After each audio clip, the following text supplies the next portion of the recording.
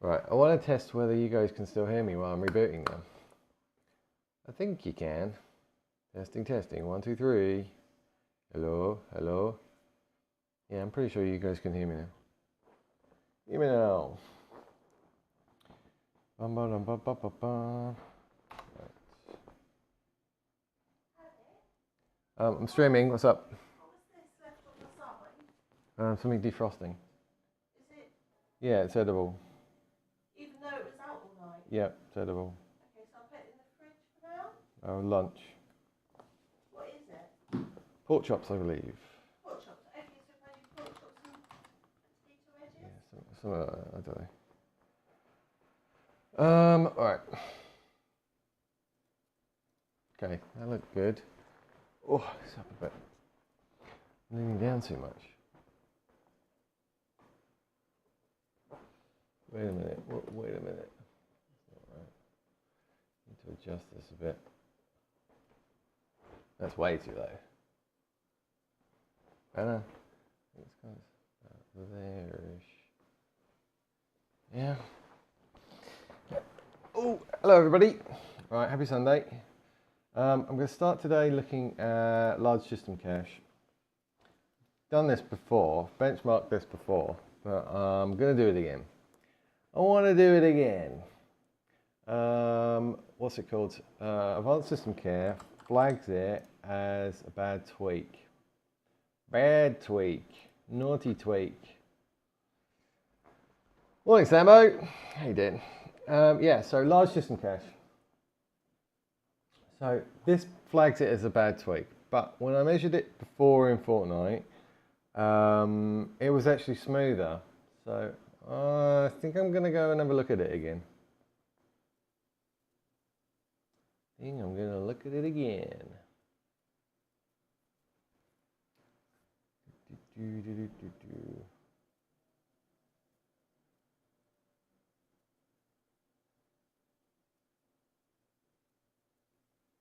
Yeah, that video yesterday was interesting with the Intel guy and trying to measure latency from a software level.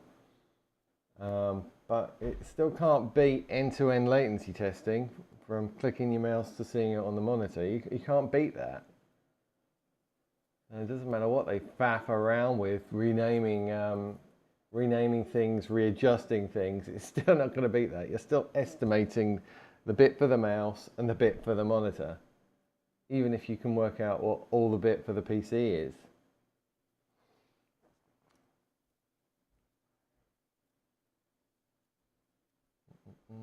All right, that's all clear. Right, so as I was saying, the easiest way to get to large system cache is actually through TCP Optimizer. That's the easiest one.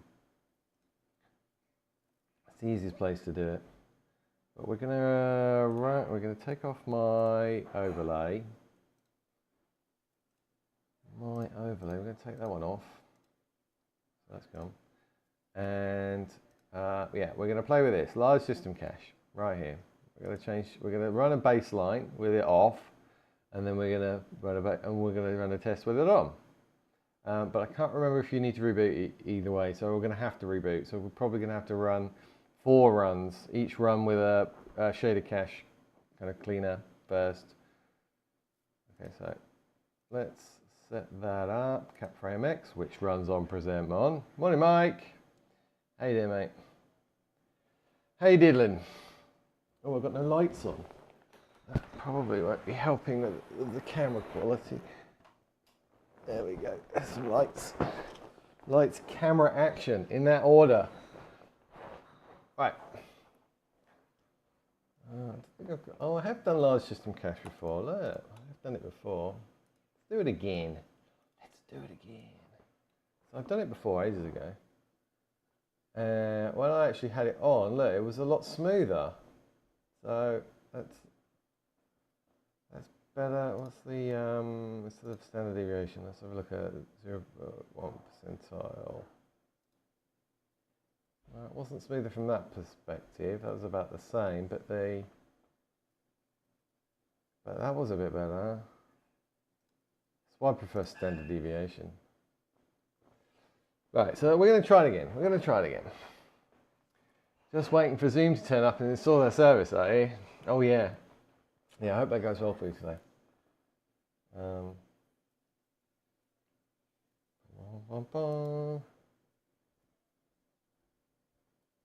Alright, so let's run it again. Let's run it back.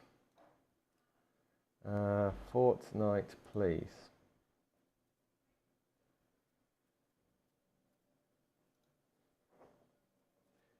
Okay. I think I've got that on a bit big. Or should I just leave it on? I'll leave it on enormous because we're running tests anyway. Easy for you guys to see. Can you show Defender on and off? Yeah, sure. But I would never recommend doing that.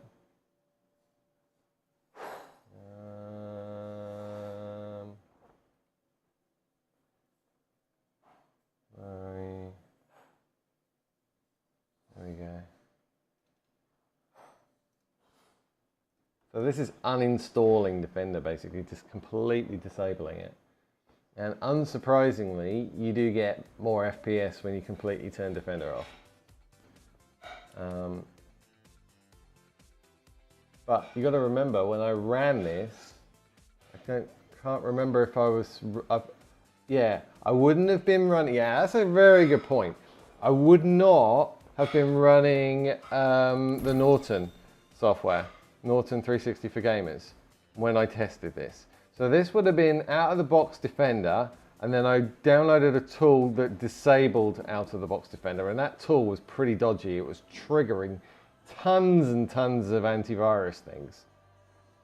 So when I ran this, you got to remember that this, the Norton 360 for Gamers, fixes the bug where Defender does real-time scans on your game and you lose 5 to 10% CPU. This fixes it. Norton 360 for Gamers fixes it. So the difference between that and on and off could have been just because it's effectively fixing it as well. So yeah, I wouldn't get too wild about those results because, as I say, that Intel bug is significant, and you need to download the throttle stop app if you want to stop it and not pay any money for a premium antivirus.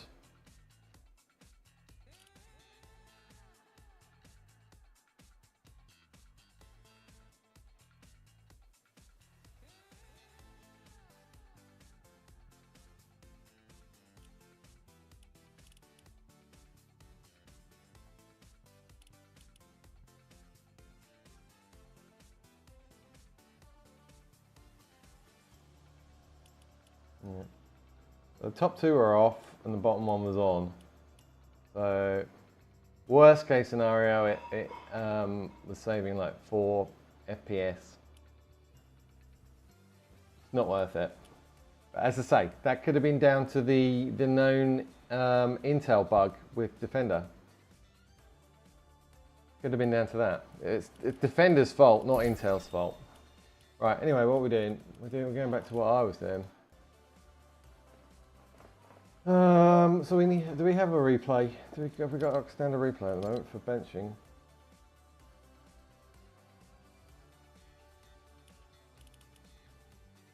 Have we got one? We do have one. What is it? 600? Say 600?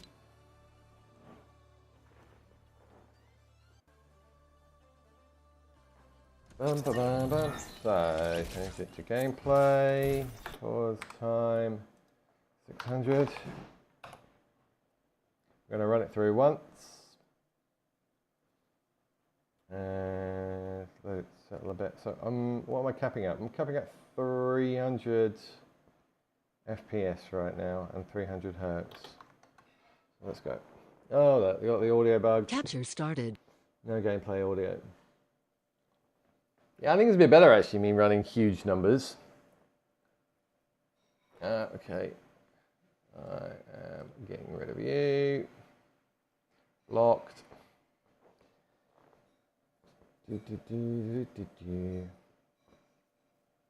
So what we're testing large system cache again. I've tested it a while ago, but I want to test it again. Because I think the only reason I got rid of it is because Advanced System Care was flagging it as being a problem. The only reason I got rid of it. And it might be wrong. Because when I tested it the first time, it was a bit smoother. So I want to test it again. I want to run it again. But my game is incredibly smooth at the moment.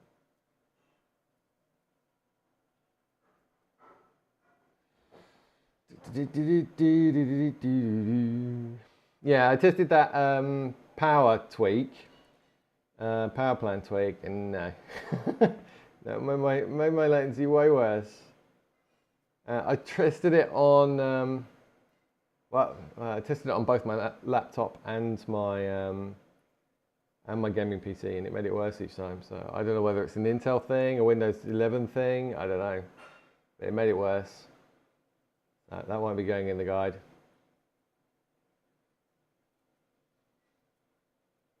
Yeah,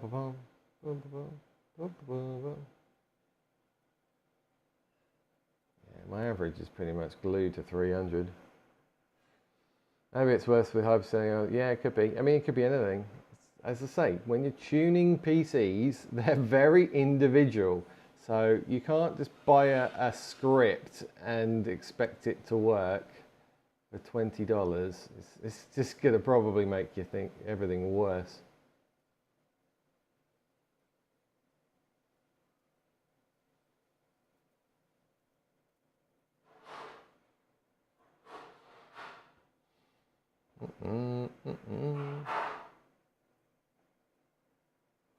There is no one size fits all. That's why you have to do it yourself and test as you go.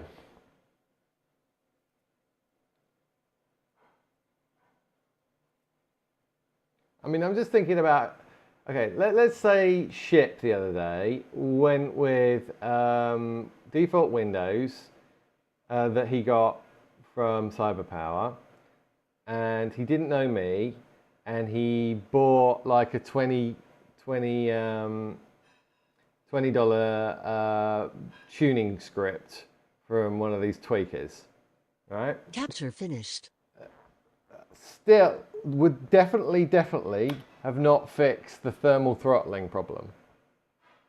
Because you needed you needed to do a load of investigation, and you needed to install the Corsair IQ software, and then you needed to manually set them all to extreme, all the fans. How is a script going to do that?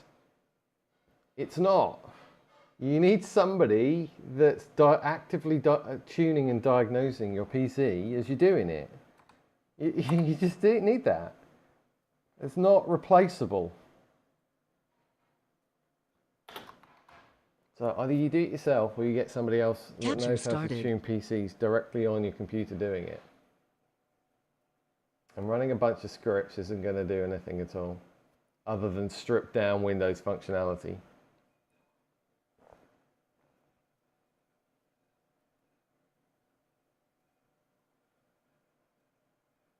Right, so that was the cache run. So we're running another one again now. Want to make sure it's good and fair tests back to back. I do think I'm going to have to reboot.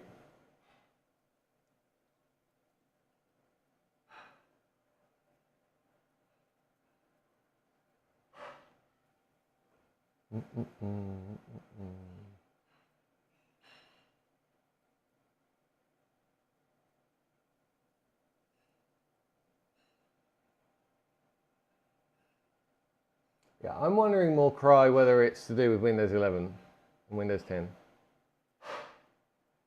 Because maybe they changed some kernel driver things in Windows 11 versus Windows 10.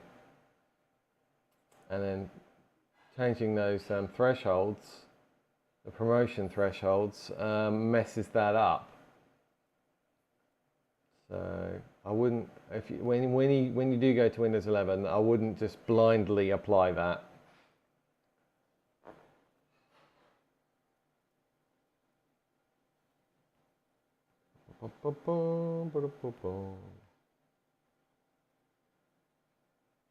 And the video does say Windows 10.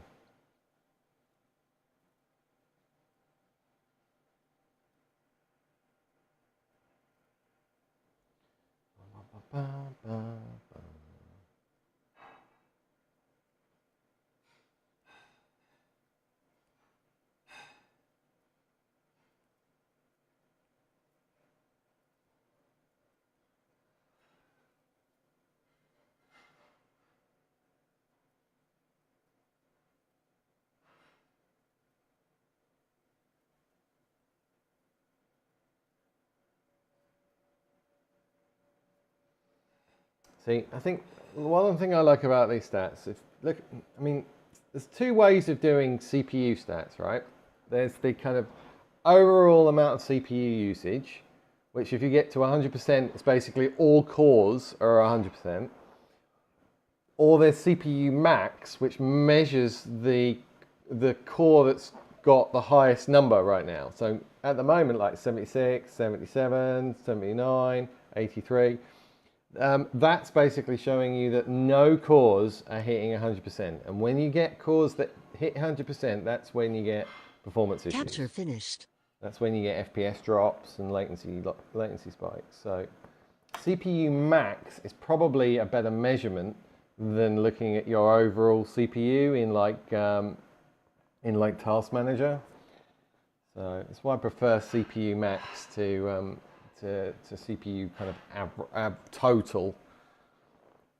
Right, so let's have a look at that. So we got a thingy.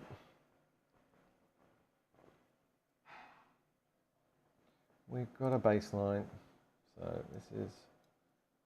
Get rid of this one. What was this one like actually? I mean, even the first one obviously had all the decent shader cache because look, there's no spikes. Normally you can tell if it's loading shader cache. There'd be about spikes here for frame times of about 100 to 200. And if it's, I mean, that's crazy, under 20 in the first run. I mean, that was identical, look. Yeah, pretty much the same. So that's really good. So this is large system. This is basically what I play on normally. This, this, 10 cache off. Right, so this is what a nice smooth gameplay should look like. You look at your frame times, and there are no horrible 200s, big changes. I mean, you can have a bit of FPS drop, that's fine, but you want your frame times nice and steady. That's what you want. And you want your stuttering nice and low. If your stuttering's any higher than 0.3% in here, then you're either capping at the wrong level or you've got an issue. So anything under 0.3 is good. I'm running 0.1 at the moment, and I have seen, depending on the replay, I've seen 0.0s here. Depending on how strenuous the replay is, but look, it got a bit strenuous here, so. Anyway, so that's not too bad. I'm 5 away from my cap for the average. So that's good. That's a good baseline. So let's go and change the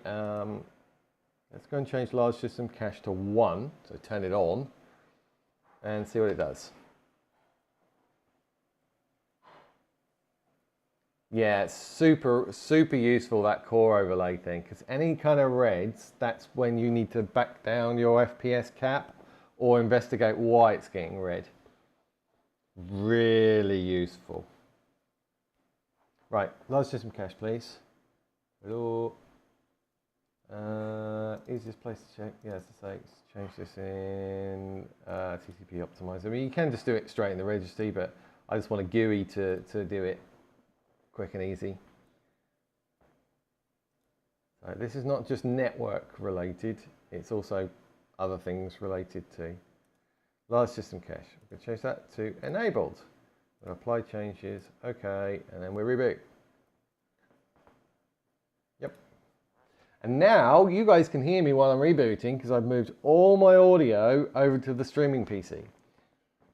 So you guys can now hear me while I'm rebooting. Yay! And it doesn't look weird. I haven't got the pass-through going in for the capture card so that you can see my boot, the BIOS and boot menu, but I normally only do that. Normally only do that when I'm not benchmarking. Yep.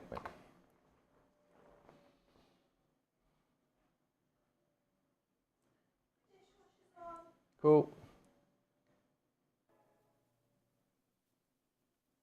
A game tends to load one core goes up like, yeah, I don't know why. Performance mode seems to just heavily load 2 cores, and the rest it keeps low. DX12 will spread the load a lot better.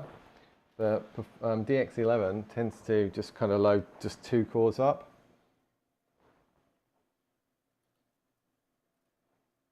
I mean, this is a reason why I'm more Intel than AMD, because Intel will run much faster single cores than AMD will. Frequency is a lot higher. So for Fortnite performance mode on DX11, that will be better than having like 12 performance cores on AMD, which are all running at a lower frequency, because you'll still only be loading 2 of them. So it depends on the game. Clearly it depends on the game. Right, let's see if this has done anything to latency mon. I think I'm probably still starting up right now. Yeah, I'm still starting up. I've only been a minute in. I normally don't start latency mon to about 2.5 minutes, just to let this calm down a bit. And these usually come down to about 1,300 threads.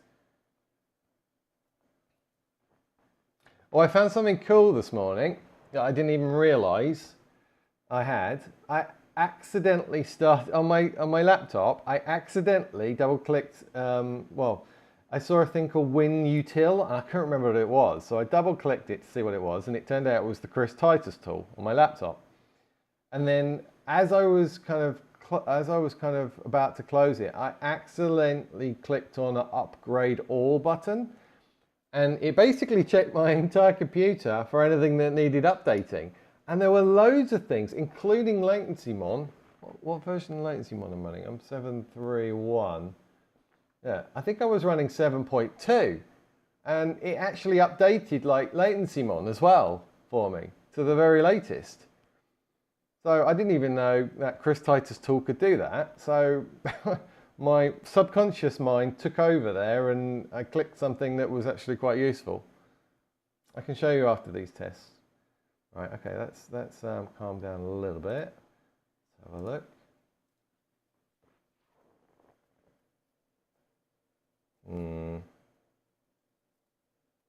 That's up a bit. That's gone up a bit. That's interesting. This was earlier. This was on about 1.36, and this was always 0.475, 475, and it's 485 at the moment. It's gone up a little bit.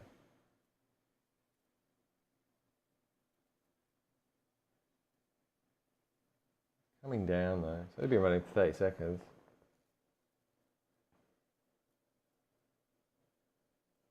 That's interesting that it's gone up a bit with that latency change.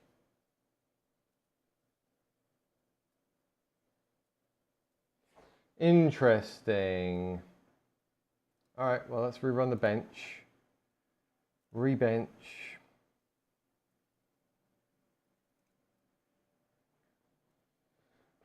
All right.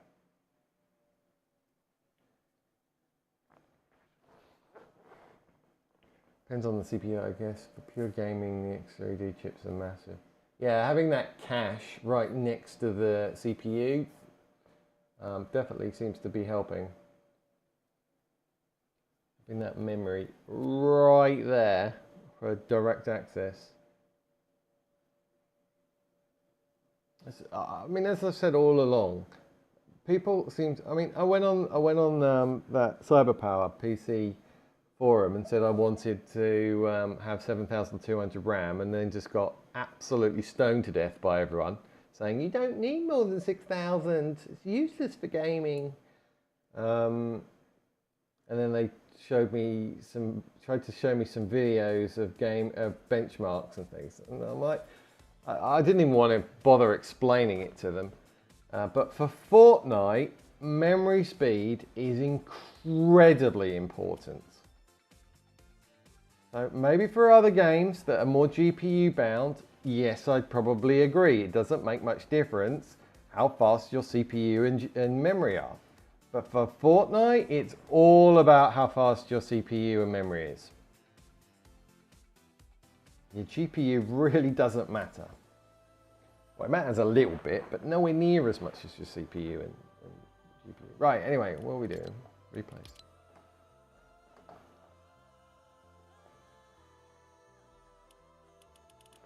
Going down. Play. Pump. Yeah, Intel does. I mean, I think a lot of the thing is, a lot of bias is because AMD can't actually boot above 6,000. So they're like, well, why do you need it anyway? Well, because Intel can use it. Hello? You don't want Intel, you want AMD because it's cheaper. I don't care whether it's cheaper. I just want the best. Right, 600.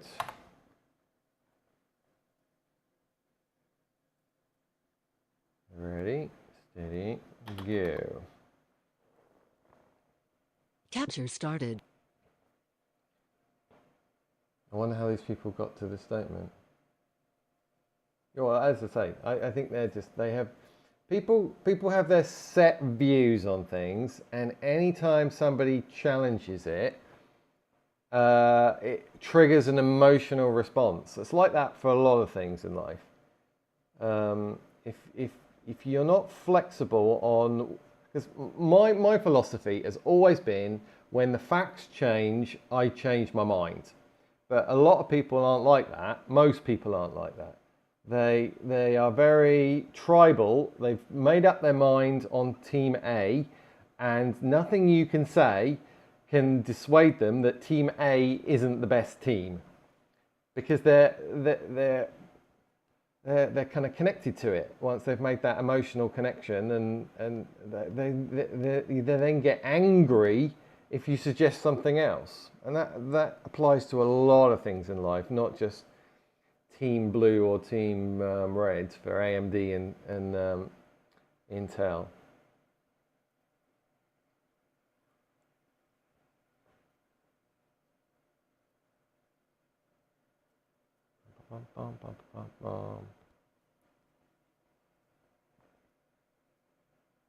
Plenty of game benchmarks with different RAM configs.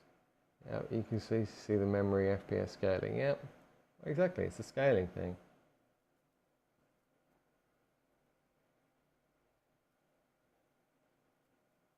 Some things scale better than others.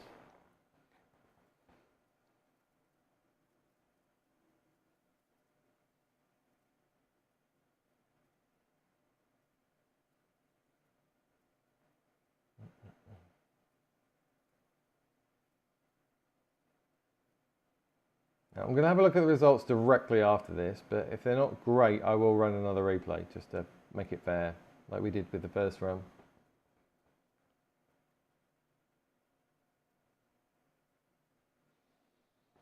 Mm-mm-mm-mm. 41 seconds.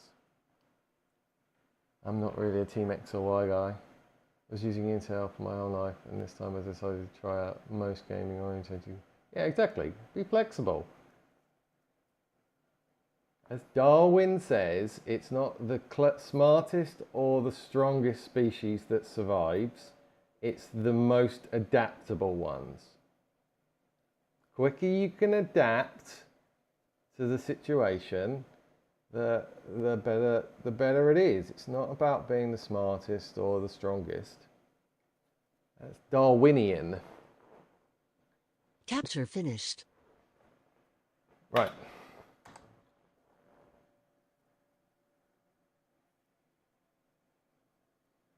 Let's have a look.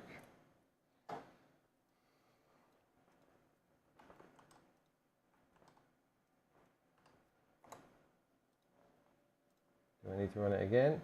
No, I don't. Everything's kind of low 20s there. All right, so let's do a comparison then. Are we ready? Oh, hang on. Double click it. Right, so what we got? So large system cache on this time gave a bit better FPS. Not so much on the lows, but more on the top end. But it wasn't as smooth. I think we should run it again. Sometimes running it twice kind of does make it a bit smoother. I don't want to give it an unfair disadvantage. Well, let's run it again. Ready? So let's settle a little bit and go. Capture started. Yeah, I've seen benchmarks with that, with the X3Ds, and yeah, it's very impressive. Very, very impressive.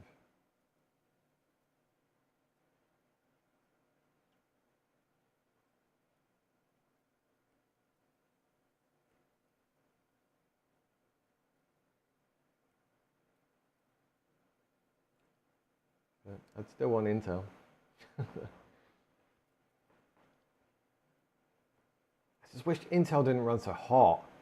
I mean, it's crazy. I mean, it's running so much hotter, Ship's one, than mine is. Like mine now, or his old one did. I mean, look, CPU max. So they're peak core temperatures, 48 degrees centigrade under load. 47. I mean, we were seeing 102 before we fixed the fans. 102. I mean, it was thermal throttling on the desktop, not doing anything. It runs so hot.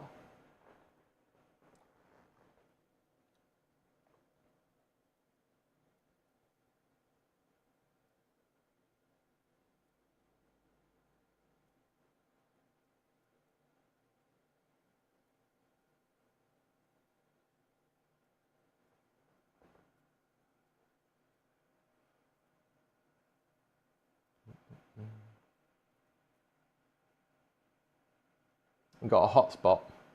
Might be a hotspot. Might be worth checking your thermal paste again at some point. See if there's a little gap somewhere. Thermal paste is a tricky thing. I really want to use the Cryonaut thermal pads. I think next PC I'm gonna switch to them. They're a lot more expensive, but in theory you should never ever ever have to change them, the thermal pads. The Cryonaut ones, instead of thermal paste. And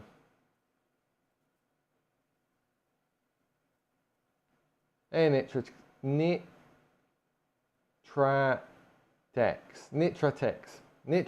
hi. Sorry, took a couple of goes on that one. Currently we are testing large system cache on and off. Well, this is the second run.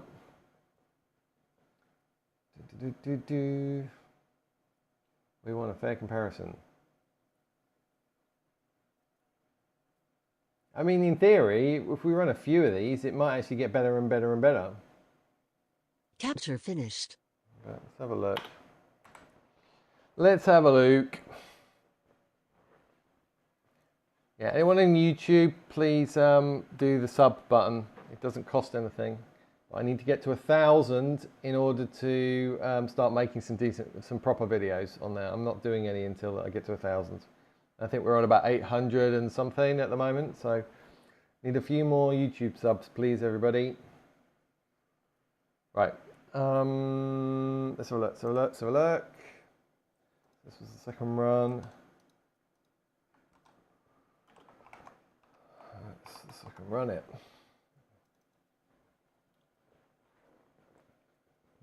Almost identical. It does seem to be getting better at top end FPS.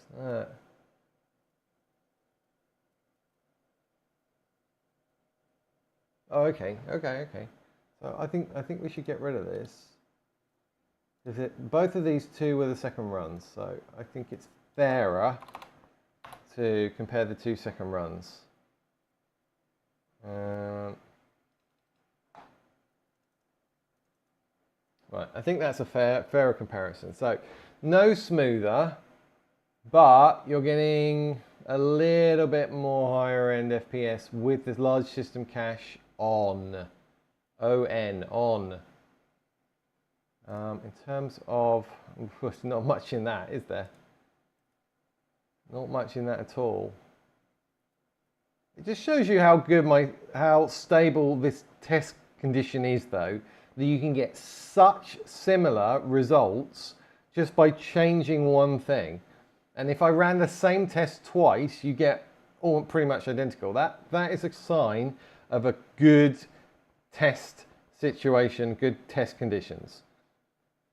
If you're running the same thing twice and you're getting different results every time, massively with lows and things, you know that you're not testing the same thing twice, and you need to adjust your system.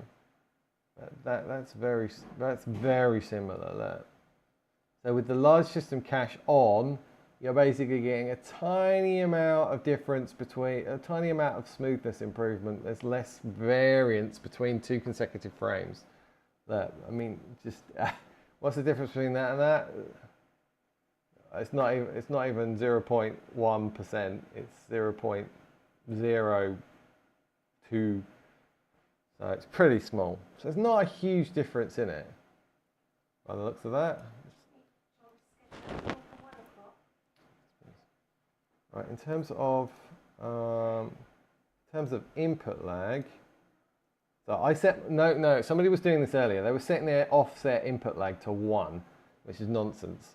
There's no way they're getting, because I measure my end-to-end latency, and it's normally about just over 8, normally. So I've changed my offset here to 4, so that it brings these down to about 8. So these are only estimations in this tab, for the sync tab. Estimated input lag, expected and estimated. So yeah, so I set my offset to 4.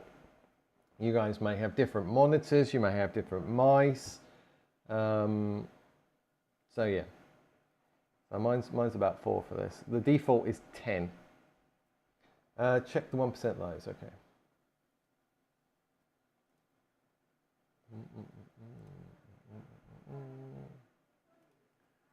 Last one. There we go. 1% lows. Not much in there, is there?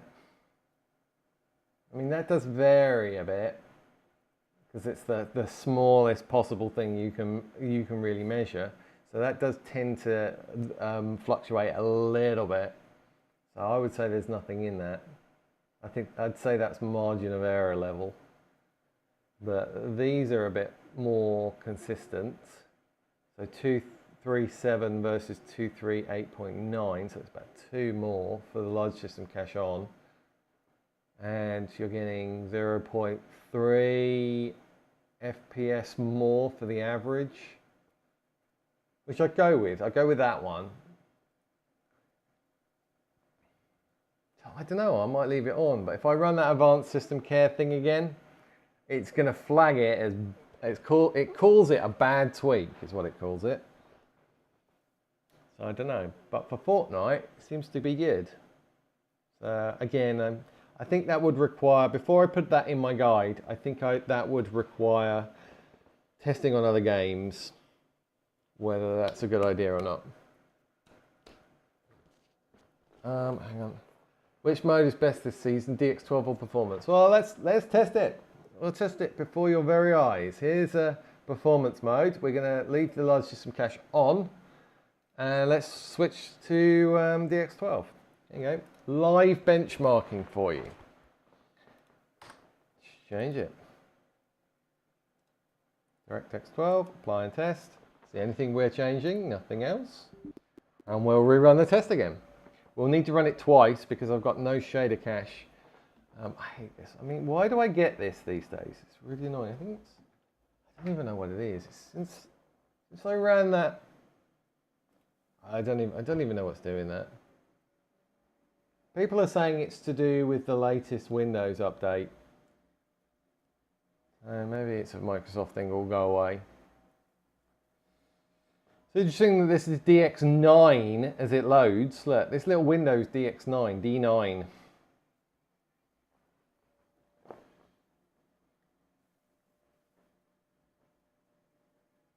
I did dig up an old stat earlier as well in my CapFrame X, where I compared running the high resolution textures on and off, and it was actually better with it on. But I normally recommend it off, and everyone on the internet, on YouTube, recommends it off because you get worse FPS. But I found an old CapFrame X comparison that actually it was better with it on. Because my concern is, right, you've got these texture image files. My concern is when you change your textures level, that it's doing dynamic compression on the fly, which is obviously work. It's using the CPU to either compress them and reduce the size of them, but then it's easier for your GPU to then render because it's less information. But you don't really care about that for Fortnite. You care about what your CPU is doing. So I basically just want the image files that are native, so then you don't have to do any CPU manipulation on them for kind of compression, for dynamic compression. So anyway, that's what I was thinking was happening in my head. So I've basically been trying to find the setting, the combination of textures in here and high resolution textures in the download pack that you're literally not doing any dynamic compression on. I just want the ones you get, you display what you get is the ones I want. So, I mean, I go up one for this, for medium, and it does help. It does actually move the load a little bit from the CPU to the GPU. I think, again, because it's doing less compression. No one's really talked about this, by the way. I know we're going off on a bit of a tangent here. I'm not going to change anything right now because all we've done right now is change from performance mode to DirectX 12. So we need to run this through anyway, but maybe we'll have a look at that in a minute. Should we have a look at that in a minute? All right. So this is going to be horrible to start with, by the way, because not got any shader cache for DX12. So you're going to see lots of 100% CPU maxes while it loads stuff, and you're going to get sound distortions. It's nasty DX12 at the moment when you first switch to it. Nasty. Right, ready, steady, go. Capture started. So first run is just to load all the shader cache. Second run will be the one we compared to the previous one.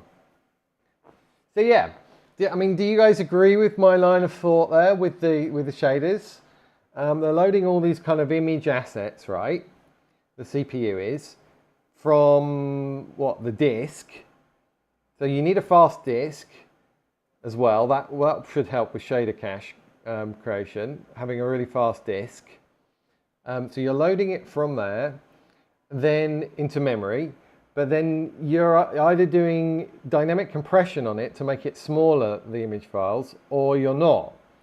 So if you're doing dynamic compression on them, that's obviously a bit of CPU work it has to do because it has to compress them before it then gives it to the GPU to then render. So by increasing the textures up a bit to a higher level, that's why it moves some work from the CPU to the GPU. So this is all in my head, by the way. I'm not saying that this is right, but this is kind of the way I'm thinking about it. So just tell me whether this makes sense or not. So if you're doing less dynamic image compression to make the shaders smaller, then your CPU is doing less work, and then your GPU is doing a bit more work because it's having to render a bigger image files. So that's why increasing that textures setting from low to medium to high to epic, I mean, is Epic the full size? It's not gonna. I suppose it is. It's got to be, because it's not going to make the size bigger, is it? So maybe we should all be running Epic. If you've got a really good GPU, maybe you should be running Epic on textures and high-res textures. Maybe we'll revisit that now before lunch. Yeah, view distance to Epic is not so good. View distance really does make your FPS a lot worse.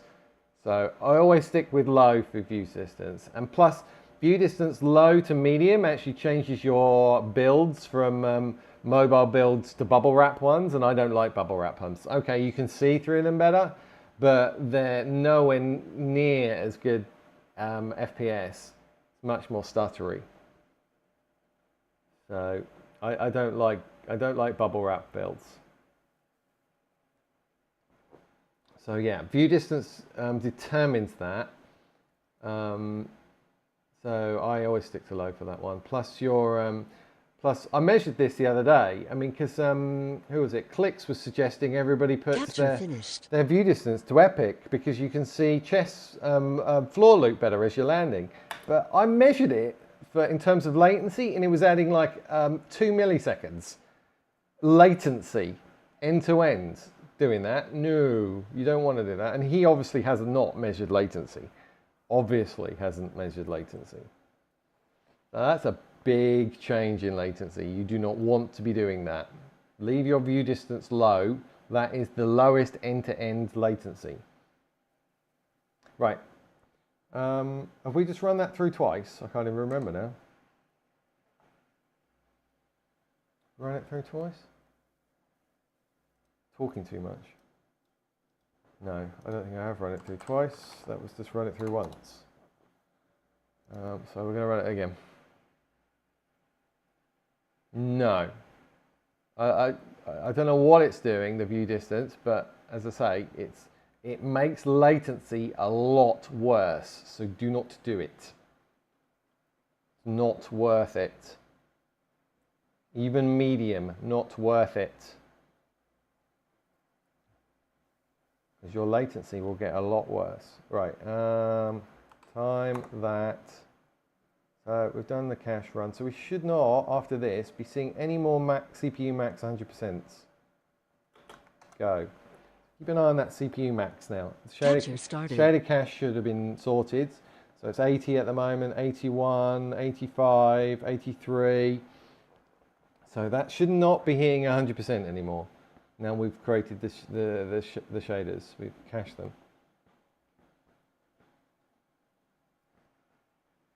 So increasing textures doesn't increase latency. It takes load off from CPU and makes FPS consistent at the same time. Yes. So if you've got a potato CPU, if you've got a potato computer, then leave textures on low.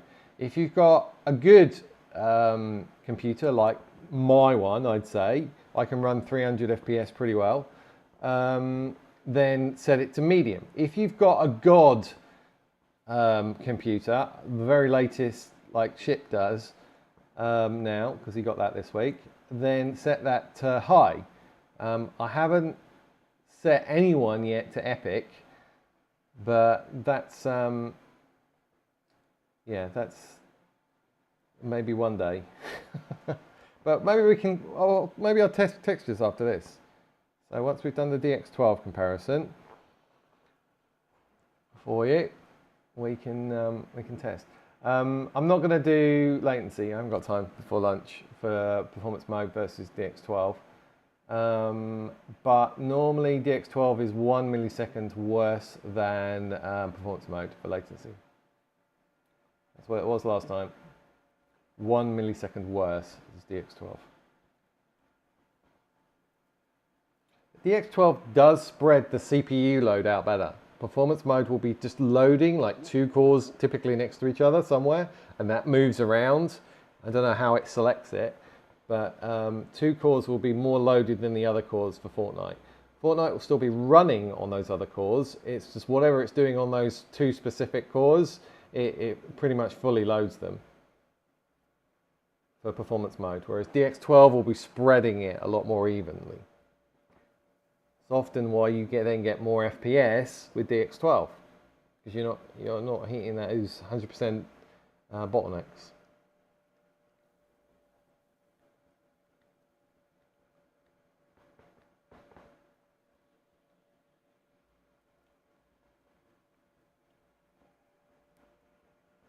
We've only got 28 seconds.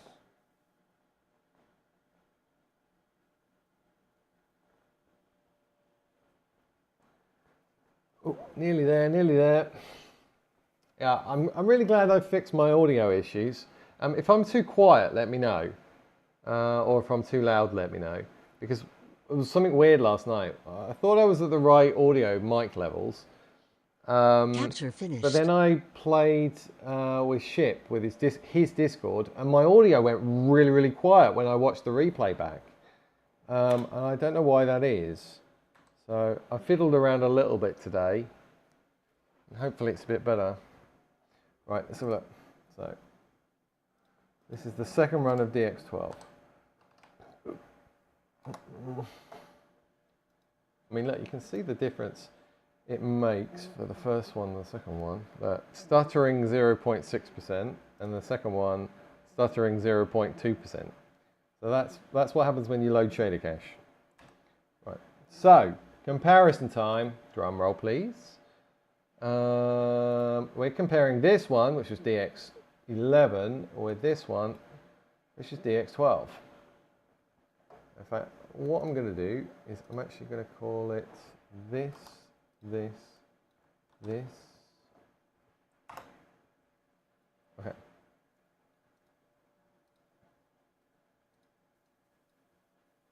You can see it a bit clearer now.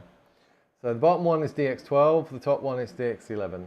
DX11 is getting more, better average FPS, better lows, much better lows. In terms of smoothness, let's change that to standard deviation. Yeah, performance mode is kicking DX12's butt on this one. Big time, much smoother, much less change in the FPS. Let's have a look at this. Oh yeah, look at that. That's DX11, top one, much better. And the variance, yeah, it's a no-brainer this season. It's still performance mode is better than DX12 for me. Anyway, I've got to always caveat that for me. It might not be for you, but for me, performance mode is way better. Performance mode, remember, is DX11. Right.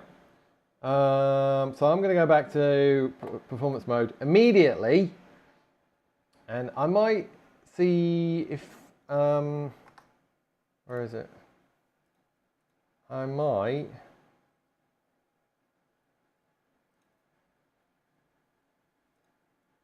just do this. I don't want it to. I want it to apply. I want it to apply it, but I don't want it to restart because I want to download that pack.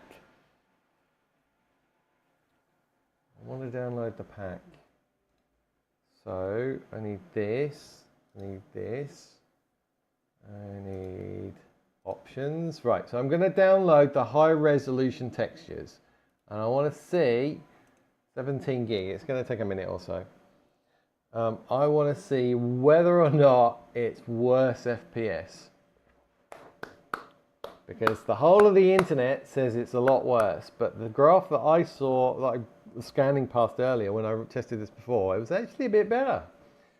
So let's have a look.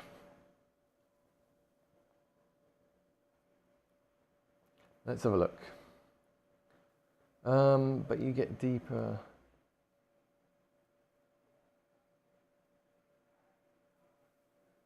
Well, that's not what I just looked at all. What are you looking at? What graphs are you looking at? Look at those lows. The lows are way worse on DX12. I don't know what graph you're looking at. But it ain't mine. Way worse. 1% lows, 0.1% lows, and 1% lows. Yellow and orange. much better on performance mode, much worse on DX12.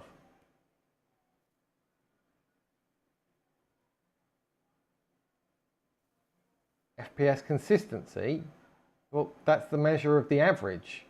So the average will be better. And if you want, the consistency was the standard deviation one. And the lower the number for standard deviation, the less it changes. So a lower number is better than a high number. So there is no, I mean, 7.8, 8.4. Okay, so DX12, according to this, is actually lower latency.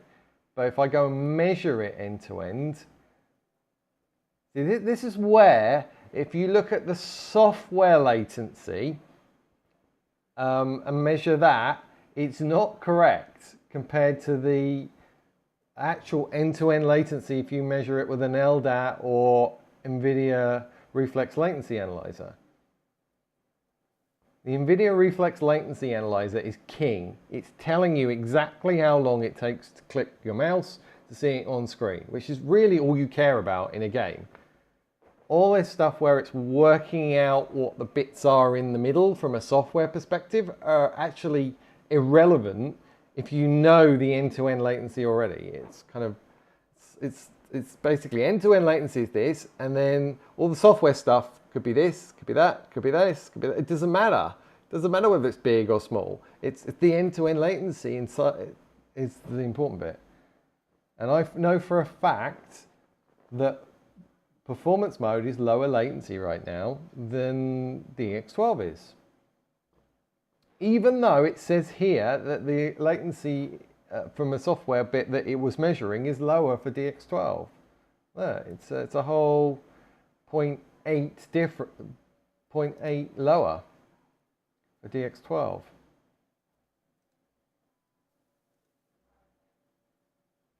So, conflicting information. Most people are only getting this information because they do not have a monitor with NVIDIA Reflex Latency Analyzer built in or an LDAT with a high-speed camera. They don't have the access to those things like I do. So all they have to go on are these numbers and they go, oh yes, DX12 is lower latency than performance mode because that number there is lower than that number there. It's not true. You're not getting the whole picture. Right, what are we doing? I can't remember. Oh, come on, 50%.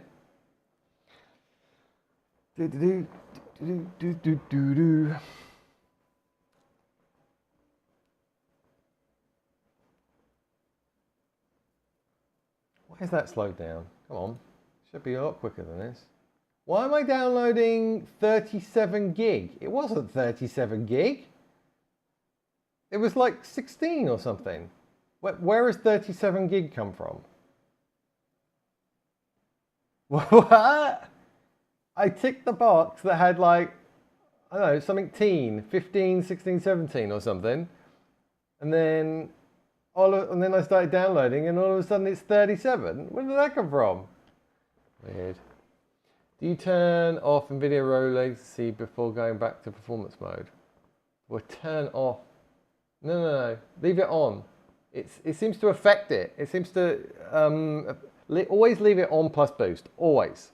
Whatever mode you're on plus boost is the best. It gives the lowest latency when you test it end to end. So set it on plus boost in DX11 or DX12. Save it, and then you can switch to performance mode. You can do whatever you want.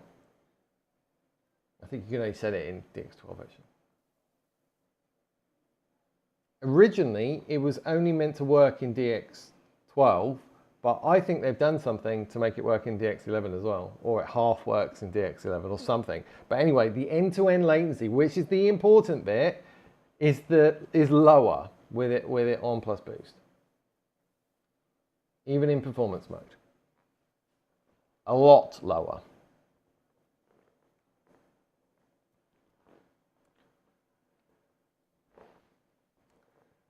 But nobody's testing this stuff apparently apart from me. Come on, why is it 37 gigs? I do not understand.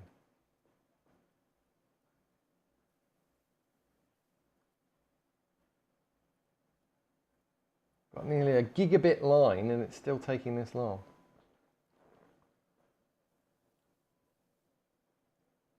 That's weird that it's changed the size. Maybe it has to re-download the Fortnite bit as well to be compatible or something. Hey Raphael, how you doing?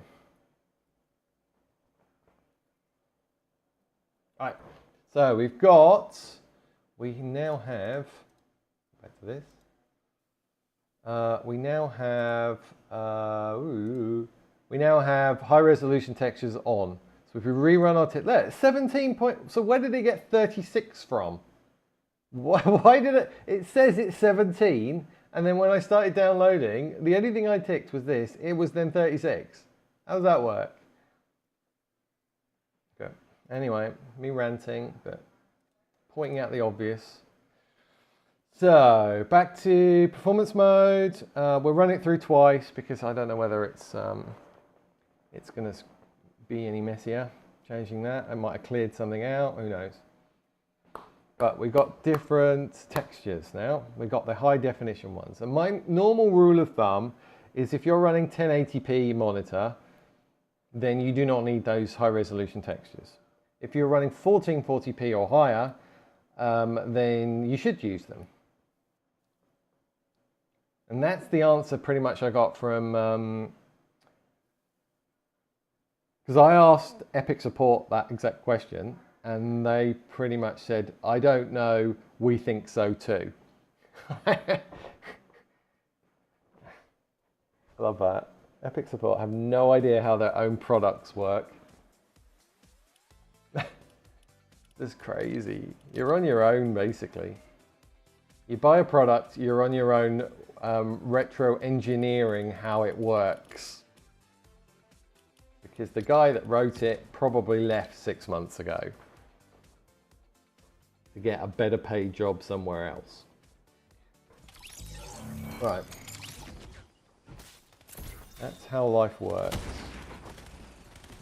So we're in performance mode, pause time. So we're going to run it through twice again. Just to be sure.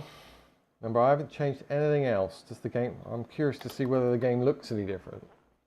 Visually, does that look better to you? I don't know, it doesn't look worse, but does it look better? I haven't changed any other settings. All I've done is downloaded that texture pack. That's it.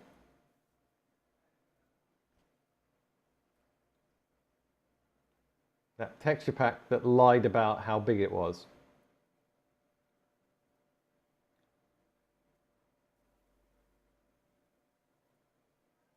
Or it re-downloaded Fortnite to be compatible with it. I don't know. I don't know. We'll find out. I don't know. Does it look better to you guys? It looks the same to me. The high definition texture pack. As I say, I'm on 1080p, so maybe it would look better on 1440p. Maybe I'd notice a difference. Again, maybe this moves more work over to the GPU, the board GPU. Might be worth actually remind me to check the sensors at the end of this compared to how it was before, whether it's using more CPU or more GPU. That's worth having a look at the end of this. Because you want to move more work from the CPU to the GPU.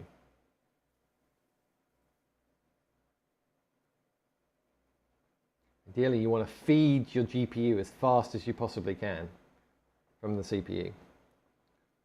You want the CPU going, here it is, here it is, here it is, and not the GPU doing wait times, not waiting for the CPU to give it stuff. You don't want that.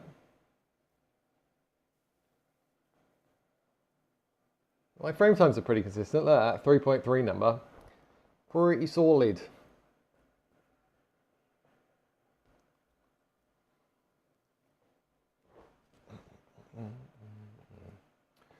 Sunday morning testing.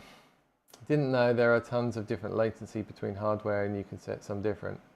Didn't know there are tons of different latencies between yeah, massively different latencies between what you buy hardware wise. You get faster memory, your latencies come down. you run faster CPUs with higher frequencies, your latencies come down. You run higher temperatures, your latencies go up. So massive difference for lots of different things. Just by setting your fans a bit more aggressive, you can lower your latency because your temperatures come down with it. Everyone overlooks temperatures for latency, but temperatures is huge for FPS and latency. No, they don't want loud fans. That's annoying.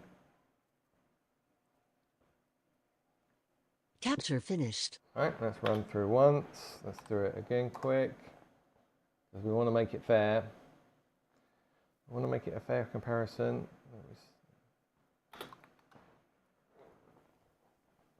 Capture started.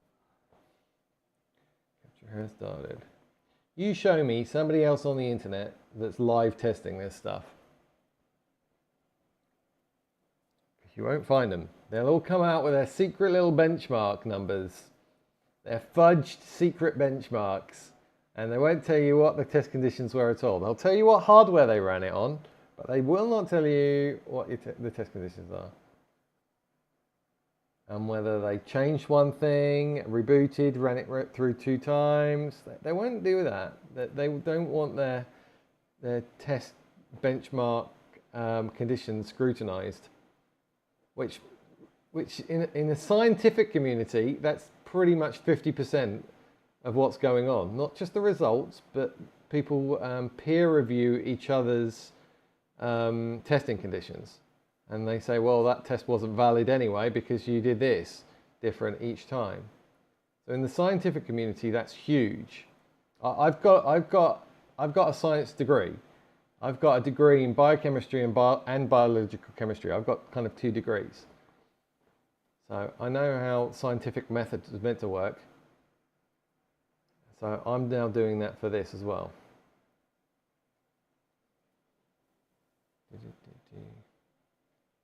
Yeah, I came out of university going, okay, I don't want to do biochemistry. What do I want to do? And then I started doing loads of computer stuff, computer courses. I started doing that.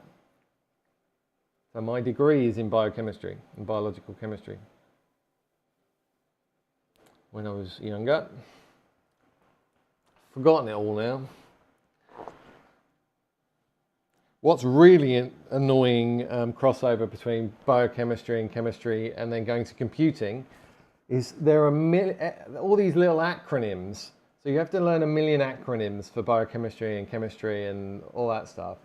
And then you get to computing and there's a whole load of other acronyms, like 3 or 4 letters for things that kind of abbreviations for things. And there's loads of overlap. So your brain is just going crazy, going, okay, I've just learnt this for biochemistry and now I've got to relearn it for computing, standing for something completely different.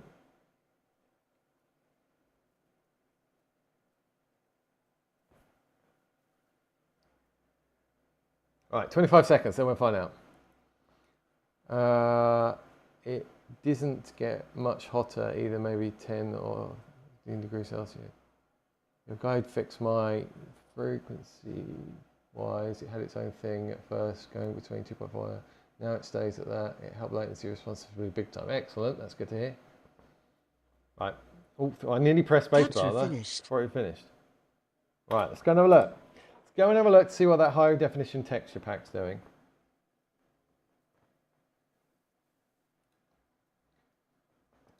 Right, so we get rid of that one because it's high def texture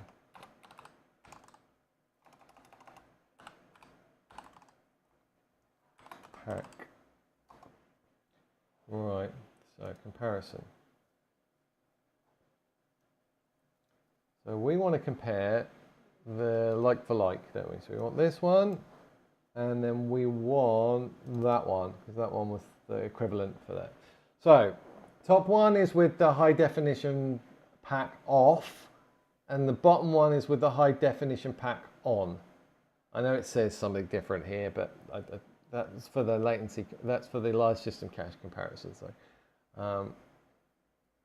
between these two, the only change is enabling the high definition texture pack. And you can see right now that we're getting worse FPS, worse lows, and much worse smoothness. So that's going. Bye-bye. High definition texture pack is going. Getting rid of it. So apparently the internet was right.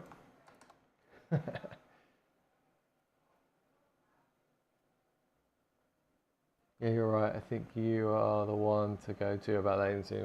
Well, I'm measuring it. I mean, I'm not coming up with crazy statements. I'm literally measuring this stuff live in front of you, and you guys can see the differences. I'm not making anything up at all. You're doing it with me, and that's the difference between what they're doing for their benchmarks and things and what I'm doing. I'm actually doing it with you guys, and you're seeing the results live. I can't fudge them. The only variable then is my hardware compared to your hardware. That's the only variable. So on your hardware, it might get different results. But by me actually showing you what I'm doing, teaches you guys how you can test as well on your one, and then you can kind of optimize it for yourselves. It's a much better model than just buying a script from a tweaker, running it and expecting it to be better, because that's literally not how it works. You can see all the hoops and things I have to jump through in order to actually find out whether something's better or worse. A script is not going to be able to do that. It won't do that. It won't turn on high resolution textures, benchmark it in Fortnite, and then turn it off again and benchmark it in Fortnite. It won't be doing that. So the how-to is important as the results, because you guys learn how to do the how-to bit. So that was interesting. We just took that off and it didn't uninstall anything. So we've taken high resolution textures off. Yeah. So what I might do quickly is show you the difference between low, medium, high, and epic textures.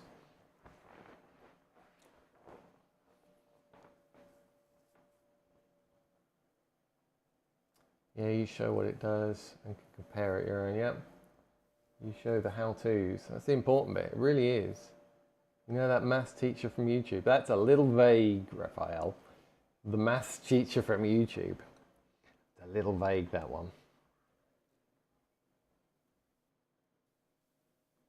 Sure, there are plenty of maths teachers on YouTube.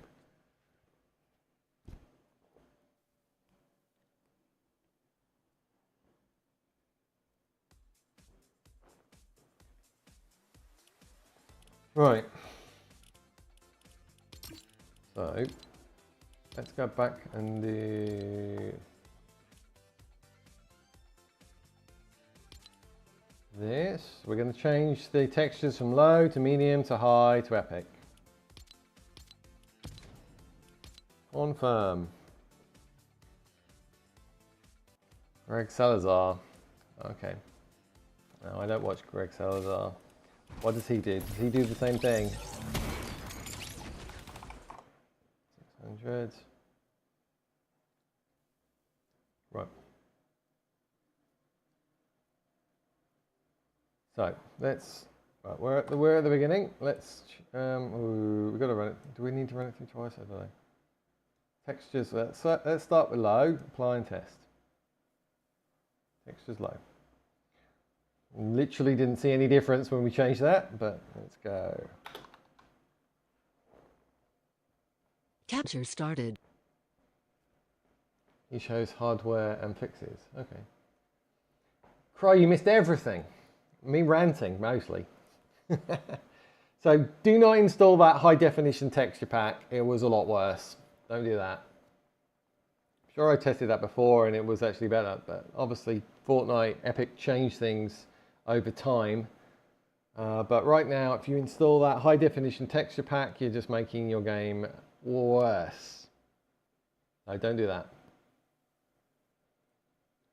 I mean, as I say, I can't see any difference. We've taken it off again now, and I can't see any difference. It looks exactly the same to me.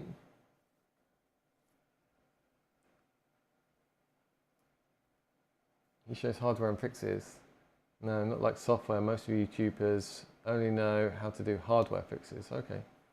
What's worse? The worst was installing the high definition texture pack in Fortnite. So don't do that.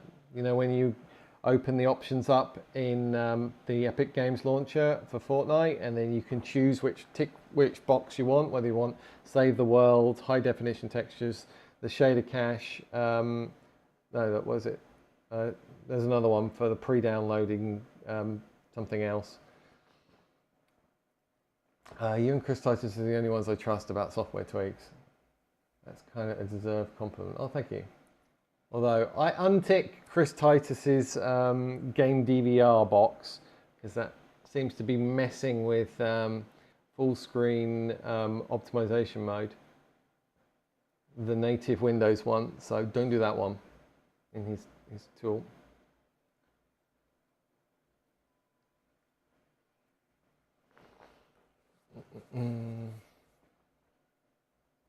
Oh, DX12 versus performance mode. Yeah, DX12 was way worse for FPS lows.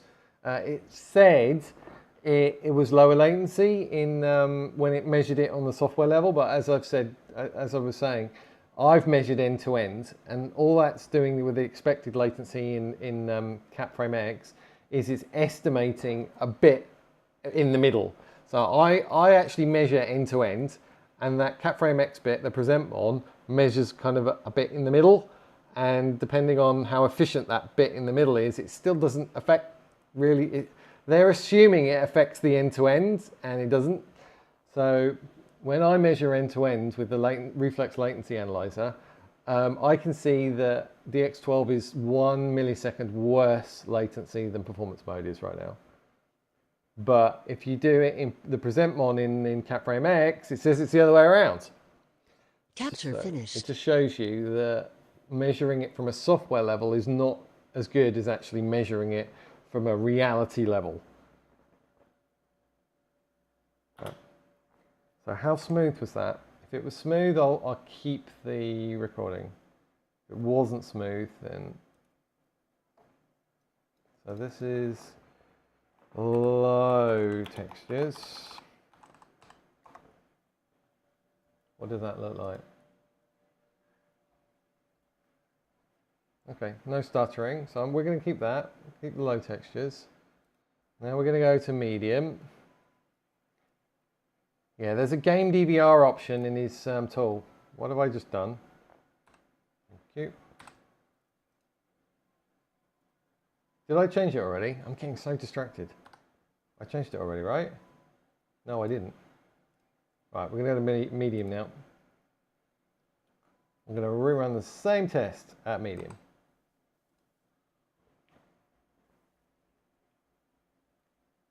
Let it settle a bit, and go.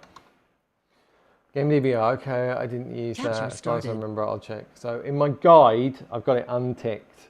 So if you've copied my guide with the screenshot of where you optimize, I've got it unticked. Because he sets his, there's some registry entries that affects.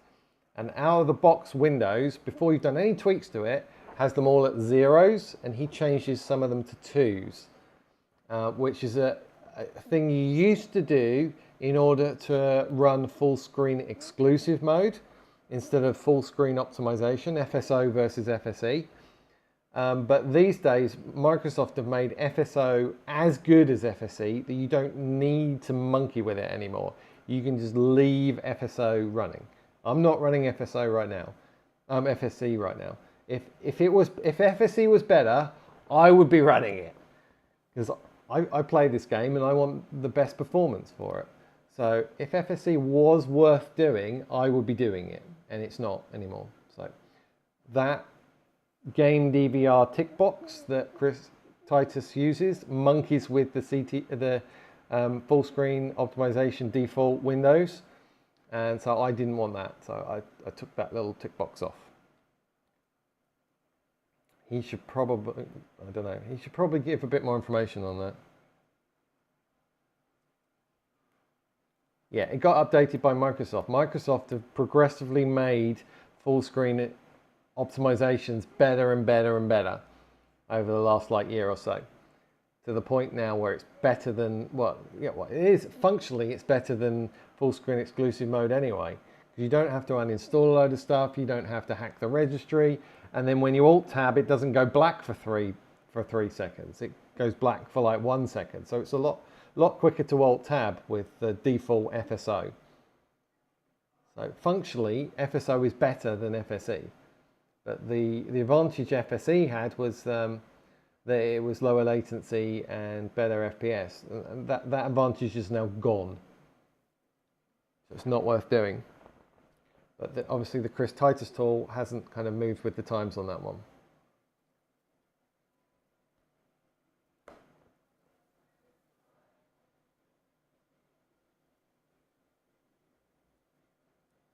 Bum, bum, bum, bum. You've got to actually measure the end-to-end latency to find out. 23 seconds for medium.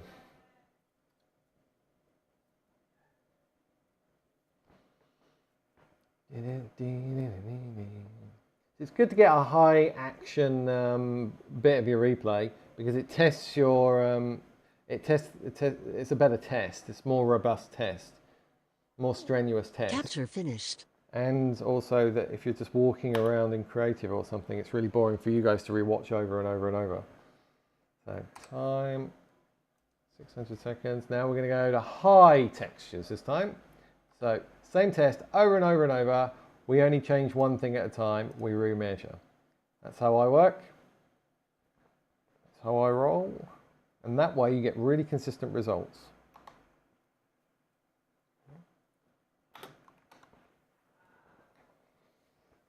Capture started.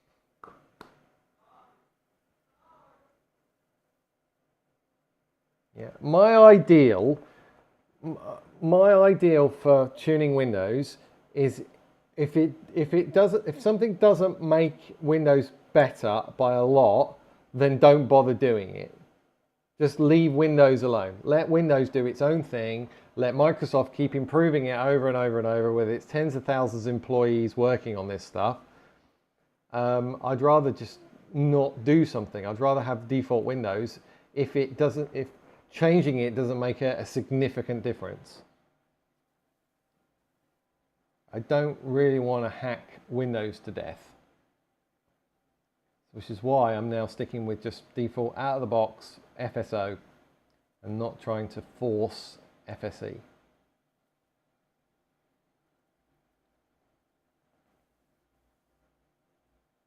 And you've got to remember, these games makers, like Epic with Fortnite, they are testing on the very latest drivers for all the hardware. They're testing on the very latest Windows, and then they're releasing their software updates based on that test. They're not testing old drivers and old Windows. They're not doing that. So the closer you can stay to the latest Windows, the less likely you are to have issues, crashes or anything else, because they've tested it on the latest platform. That's what they're testing on. They're not testing on Windows 10. They are not doing that. Or old graphic drivers. That's why when you talk to support, the first thing they'll say is update your drivers, because then that matches more closely with what they've tested on.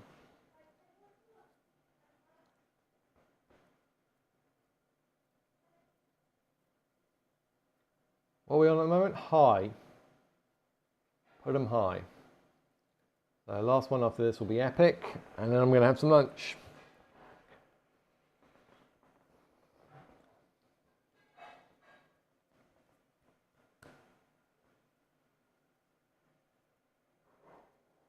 I was going to, yeah, I need to remember to have a look, compare the DX12 CPU and GPU stats with the performance mode ones. Curious about that.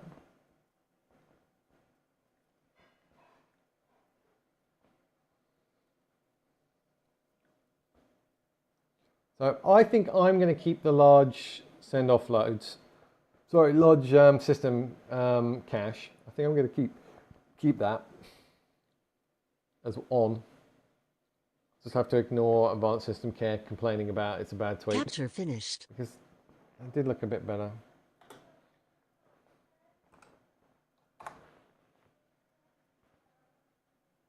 Right, let's go Epic. Epic textures. Last test. And you don't have to watch this replay ever again. Well, today. Not about ever. Capture started.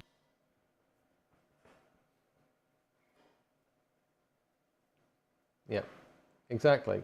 The more that the support team can get you on their system, the easier it is for them to troubleshoot it. So if you're on the same level drivers, then it's easier for them to troubleshoot it. And as I say, they've only tested on the very latest ones all the time. They will not be running old drivers or old operating systems.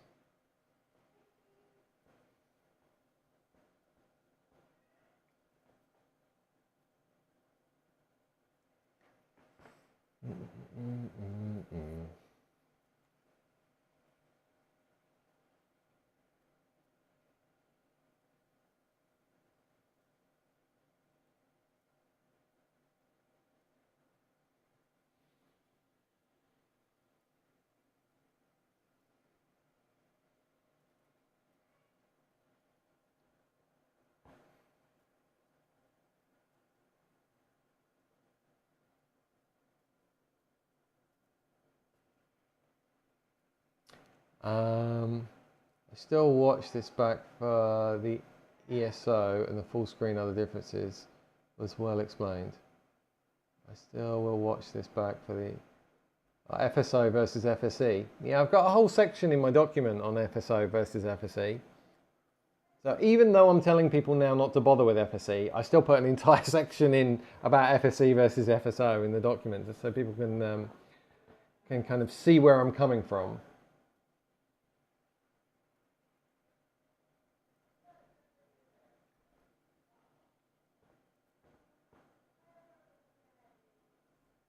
Oh, please tell me the dishwasher's not broken. That's like an hour fix every time I have to fix it. Yay, that's my afternoon. Opening up dishwashers and fixing them.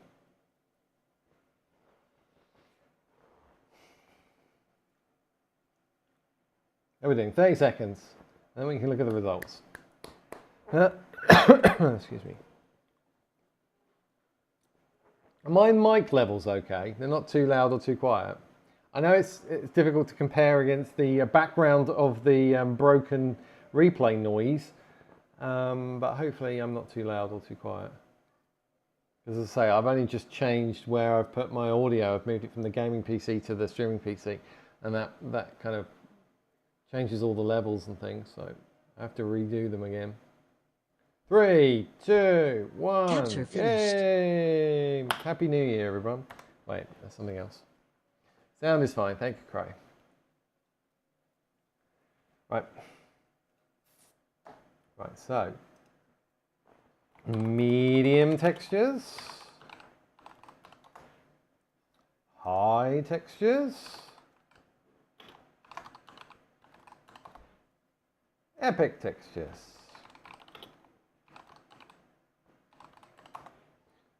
So have a look and compare.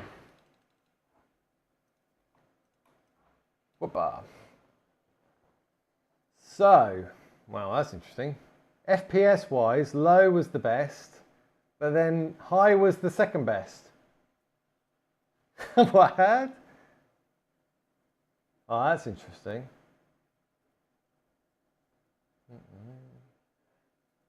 The smoothest was low. I'm wondering whether they've changed something since I last did this. Because when I did this before, for my computer, medium was the best, then high, then low, then epic. Epic seems to kind of add a bit more load somehow to the system. I don't know whether it's doing some post-processing or something. But from those numbers, I think I should go back to low. What do we think, people?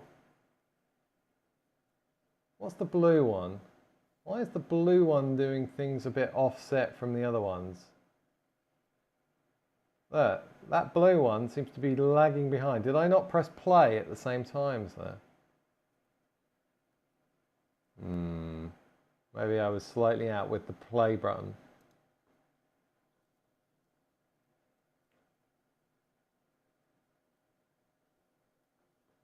So from this, that's a bit chunkier. See, low's looking the best option here. Medium's not so bad, yeah. See, I think lows. I think I'm going to change, again, when the facts change, I change my mind. I think I'm going to start recommending low textures. From that, it looks better, doesn't it? Frame times, can I check frame times? No nasty peaks anywhere. They're all quite similar. So that says that that's quite aligned. A weird peak here. See, one of the factors you need to consider is once you tune your computer so much that you hardly get any latency spikes at all. So you go in creative and just stand there, right? And then you measure frame times. Every 61 seconds, you will get a peak, like about this big. And that is Fortnite doing garbage collection. Garbage collection is where it basically pauses everything and cleans out the memory and then goes again. And that garbage collection of memory of things it doesn't need anymore. And that garbage collection takes a certain amount of time and everything pauses. And Fortnite does it every 61 seconds. So depending on, you'll get these kind of random peaks which won't line up with the replay. And that's because depending on your timestamp when you started the replay off, well, you could have been closer to a scheduled garbage collection or not. And you'll see it actually in the logs. And I sent all this to Epic and said, what is this? Can I reduce this? I sent it to their support team and they went, no, sorry, that's just Fortnite doing its garbage collection. You can't change it, you can't do anything about it.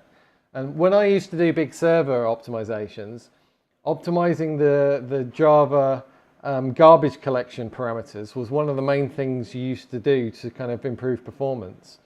So it was running in Java virtual machines, and you can tell it how often to run these garbage collections, because the longer you set it to run, then the bigger the garbage collection it's going to have to do and the longer it's going to take.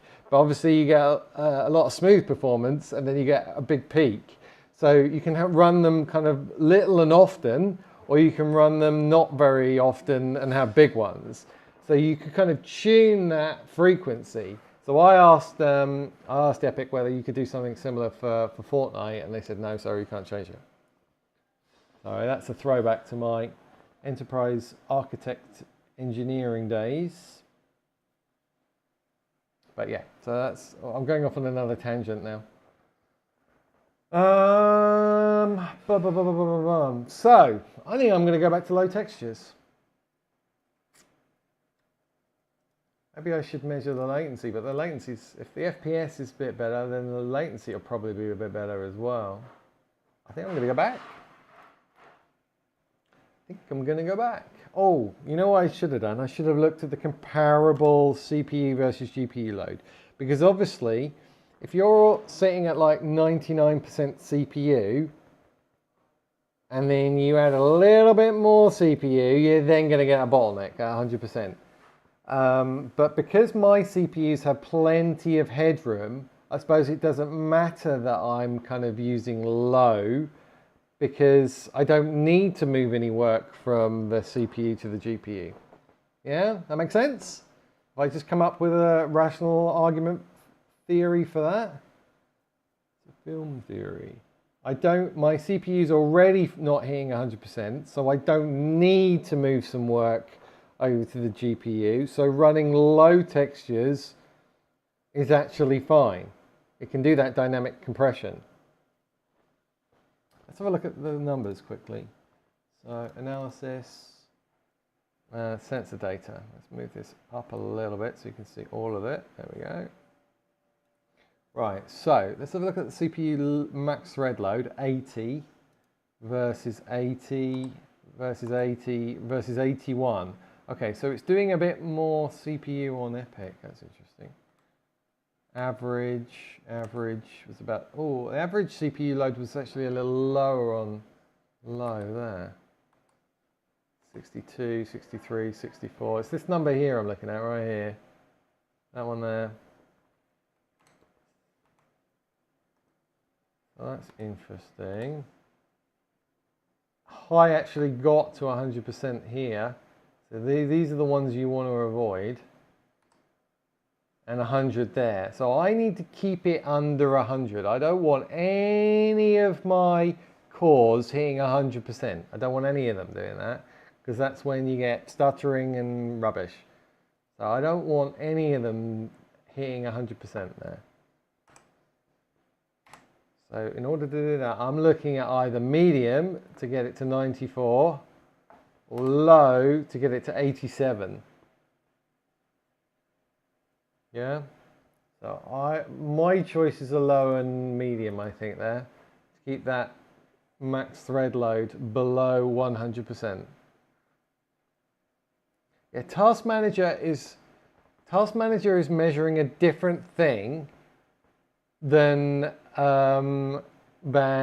what you want it to measure, basically. So Task Manager, the CPU percent there, is measuring the kind of, if it says 100%, that means every single core is at 100%.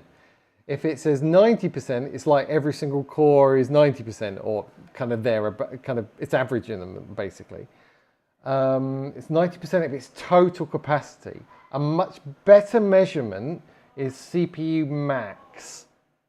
And CPU max measures the individual cores and sees if any of those are getting to 100%.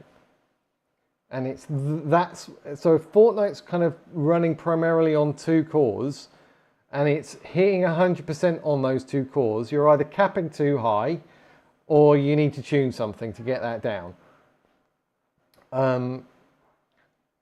So you see on my normal little overlay graph, that's why I have those bars at the very bottom going up and down. And if they hit red, then I need to kind of dial everything back down again to stand there. So when I'm running 360 FPS, I get a lot of reds. But when I'm running 300 FPS, I don't get any reds. I'm just below it. So I've dropped my cap.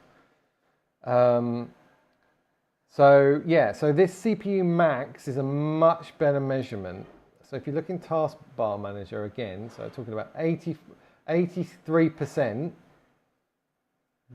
is across 83% of its possible capacity, where all of these are 100. Does that make sense? So that 100% right now, all of them got to 100. So it had no spare capacity. But you can get FPS drops even if one of these cores gets to 100% and it happens to be running Fortnite. So that isn't the greatest measurement. The max one is a better measurement. And in my overlay, I do use the, do I use the max? No. I use the max for the bars and the max for the history, but the actual number on the left is the same as it is in Task Manager and Process Explorer, which isn't the max. Right, so anyway, what was I doing? I was looking at this. What's the GPU load? 33, 33, 33, 33. So they're all percentage averaging was the same, but the max was 45, 44, 46, interesting, and 45. I don't know. I think I'm going to go back to low textures. I really do. GPU temp 47, 48, 48, 48. I mean, low might have had a bit of an advantage there. Maybe the temperature hadn't quite got up so high. Maybe I need to test low again. Because it was at the beginning of the test, not the end of the test. So we're going back to low. I need the bathroom, so I'm going to run another test while that's going.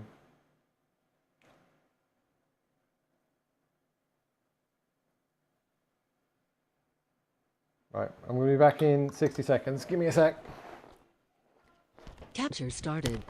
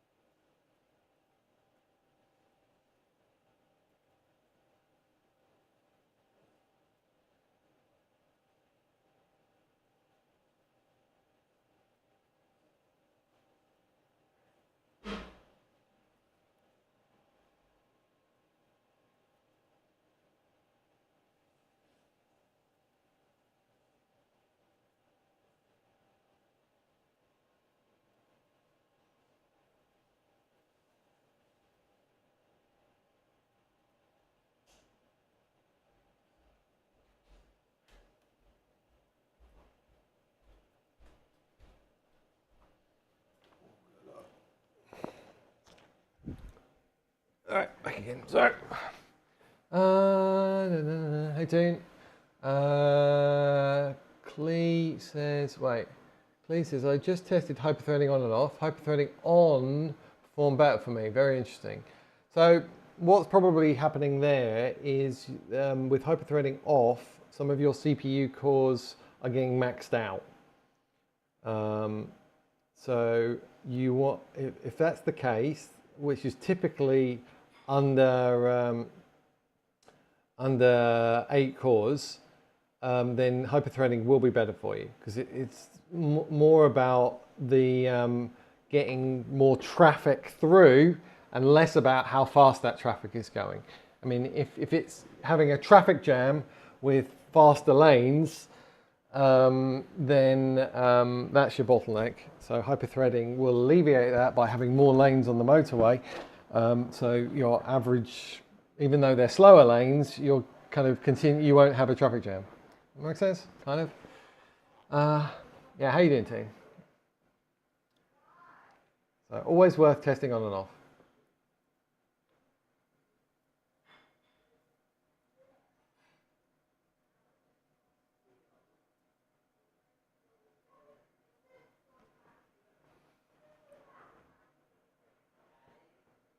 What did I do? I just got the blame for something behind me there. Capture finished. That was Daddy's fault. What was Daddy's fault? I want to know what Daddy's fault was. Right, so this is low again. So this is low textures 2. Low textures 2. Let's throw that into the mix.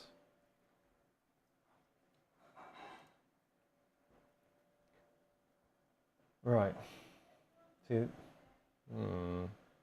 that wasn't as good this time. So obviously the temperatures have crept up and it's affected the results. Because that went first last time. That was third. That was second. And now this one was last. And then that was fourth. So look at the textures, the temperatures. What's the temperatures now? So average temperatures now 47 and 48. Compared to before, 47 and 47. Okay, so it's a little bit cooler there. That was 48 and 48. Well, that's interesting. Because the temperatures didn't make much difference there. A 98% nearly the load on that time, and then 87 on that time. 94, 100. Looking at this number here. It's getting, nothing hit 100%, but at the same time the performance wasn't as good. See, low textures, mind you, it was the smoothest. It was the smoothest, 14. The lower the number, the less deviation there is. Less changing is doing. I don't know now. I'm confused. I'm confused which one I should select. Do I need to run them all again? What was the next best one? High textures. Daddy's fault, yeah. Get the blame.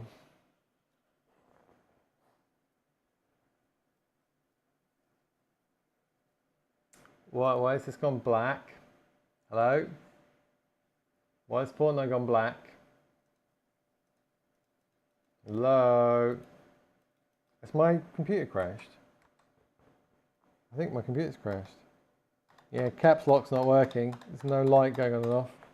Well, that's nice. Thanks for that, Epic. Why have I got a black screen of death?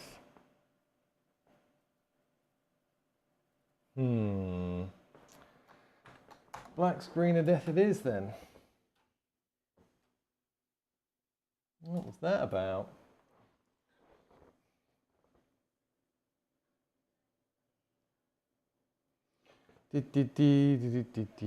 That probably is my fault. I don't know what I did, but it's getting too hot or something. Oh, we'll come back. Not worried.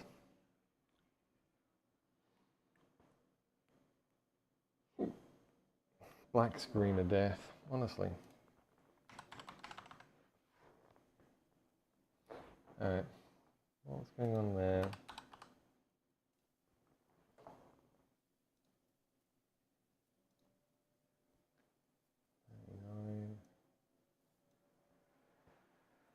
$339.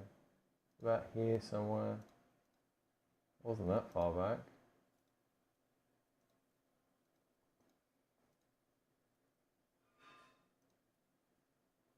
What's failing to start here?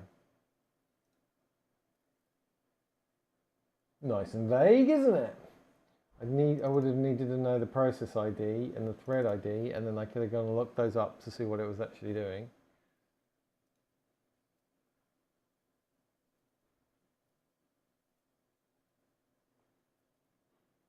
Interesting binary. That's in words, is it? I need hex reader to look at that.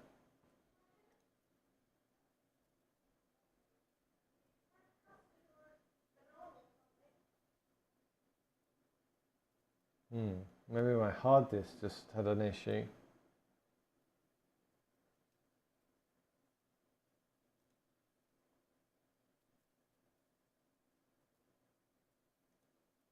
That's me turning the power off, I think. Oh, that's them saying that I turned the power off and I shouldn't have done. I love these friendly views. They're so useful. No, I don't know what's going on there, frankly.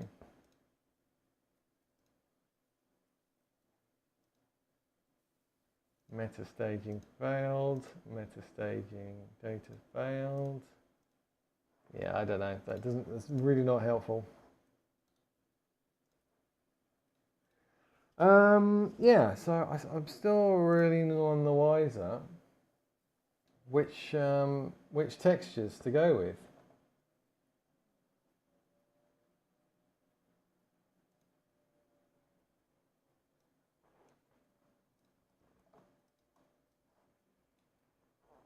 Still none the wiser. Do I go with that one? But then it wasn't the best when I ran it the second time.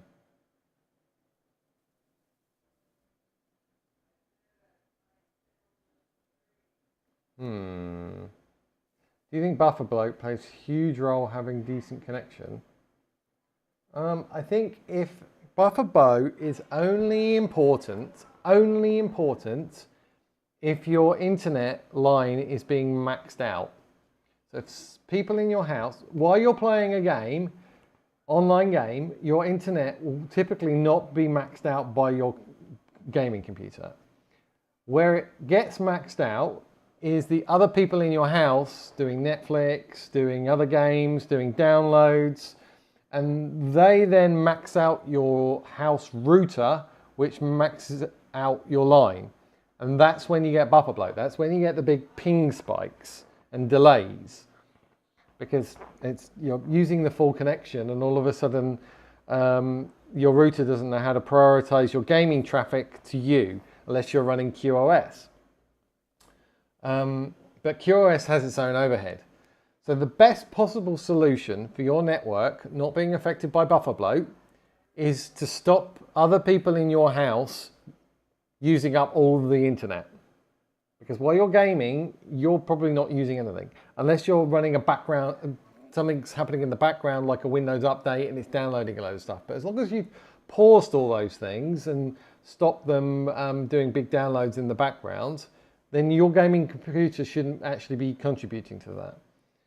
So yeah, so if you can set your router up to stop other people using up all the bandwidth in the house, then that's a win. You're not going to be affected by buffer bloat. But if you think that you can fix buffer bloat from your gaming PC, you're not understanding what buffer bloat is doing. If you go to the actual buffer bloat website page, which has been down recently, I don't know. If you buffer bloat tester, can't spell. Go to waveform. You will see all this information about fixing your buffer bloat, and it will only tell you about the way that you can fix buffer bloat, which is getting a better router. It's not a configuration that you're going to do on your gaming PC. It's how your router handles the situation where your internet line is maxed out. Somebody's downloading something huge and you're trying to play a game at the same time. So this is the one I've got. This is the one I use. I've had this for years now. So that's the one I use. And my buffer bloat gets like an A. It doesn't get an A plus, it gets an A. And the reason it doesn't get an A plus is because I'm not cheating the test. Most people that are on the internet that say, oh, change this setting on your gaming computer and you'll get an A plus. Yeah, you're getting an A plus because you're no longer maxing out your network connection and it's not stressing this out anymore. That's how you're cheating the test and getting an A plus. So yeah, buffer bloat is important, but it's only important when you're maxing out your internet line for upload or download speeds. And to counter that, you need a better router. You do not need to change something on your gaming PC. Anyone saying you need to change it on your gaming PC is clickbaiting you. Can you explain buffer bloat like I'm 5? Read that. And then how do I get rid of buffer bloat? And all it's talking about is the router. Not talking about your gaming PC and changing something on there. It's only talking about the router. Anyway, I digress. We've gone off topic, haven't we? I've got a little bit of time before my lunch is ready. Which one of these do I choose now from this? I don't know. I do notice though that the standard deviations are about 14 for low, and the standard deviations for all the others are about 14.5. So that to me says that I'm going to get a smoother gaming experience, less FPS going up and down with them set to low. So I think I'm going to start low. Yeah, that's a good one. I was looking at that router. Yeah, I was looking at actually upgrading my one to that one.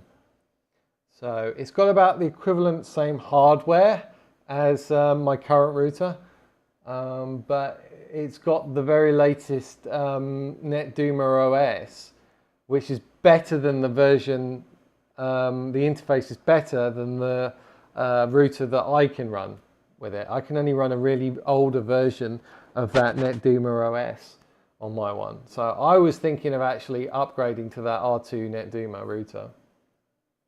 But I did go on their forums the other day, and it had a lot of people complaining that it needed bug fixing things, because it is a brand new router and brand new OS for it. So it's going to have some teething troubles. It's bound to. So that kind of put me off getting one quite yet.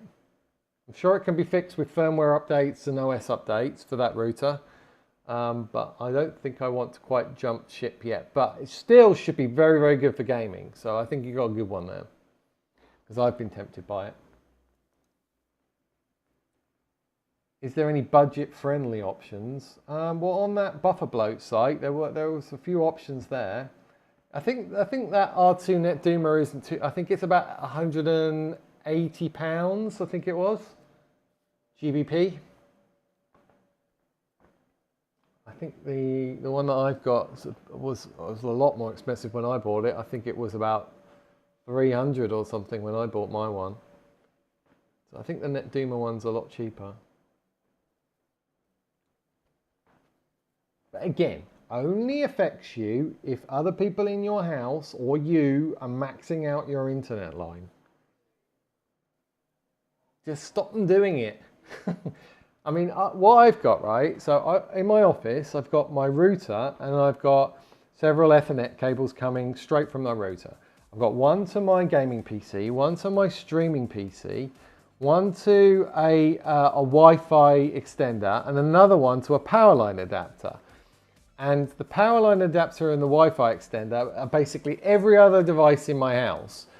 And they're not as fast as my internet line is. So everybody else can't max out my internet line because they're connecting via this Wi-Fi repeater and this and the power line adapter that are slower, that stop them having the ability to do that. So you get the A+ with the UMD Pro, do you? You sure you haven't? You sure you haven't changed? You're not cheating the test though. You sure you're getting your maximum bandwidth when you're doing the test? So when you run the buffer bloat test, wait, I know we're going completely off subject here.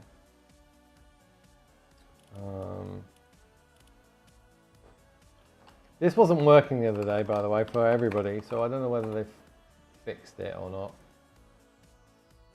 So we'll see. It normally gets stuck when it starts ramping up for the download active. And then it gets stuck kind of here somewhere.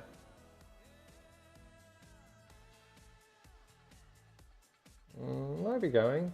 So you need to make sure that that download number is at least the size of your full internet connection. If that number is lower than what your actual internet connection is, then you're not stress testing your internet line. That's when you can get an A+. So you need to make sure that this number is pretty much what your maximum throughput should be. Otherwise you are cheating the test.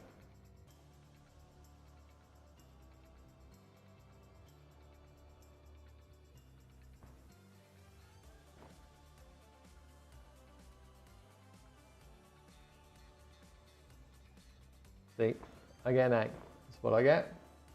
But to get an A+, you need these really, really low. This one and this one.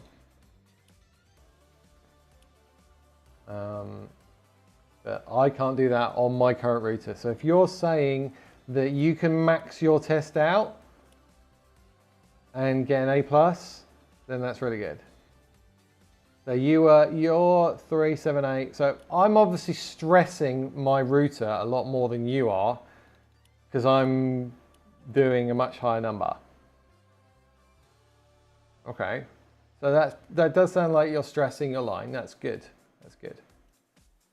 But I obviously need a better CPU in my router than you do because I'm running nearly a gigabit up and down.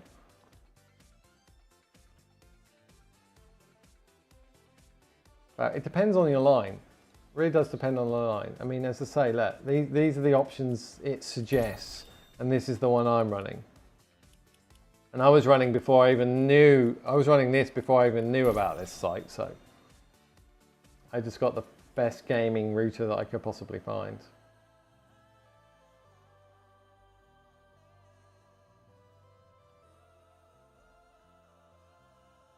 Anyway, that's buffer bloat for you. But yeah, I know a load of people cheat the test and get A+s by manipulating this so that they're not running their full speeds, and then you get an A+ instantly because these are both zeros. You're not stressing the line at all. That's how they cheat the test. Anyway, oh, that sounds good, doesn't it? You hear that? It's done it again. Something's going on with this. And I've got another black screen of death. What have I done to do this?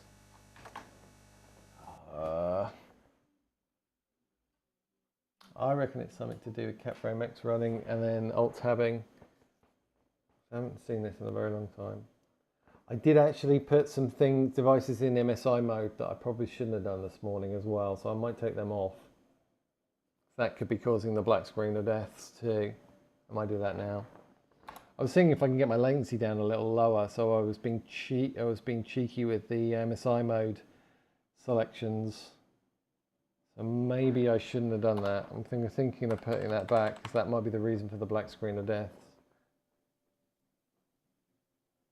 I'll show you what I mean. I'll show you what I mean.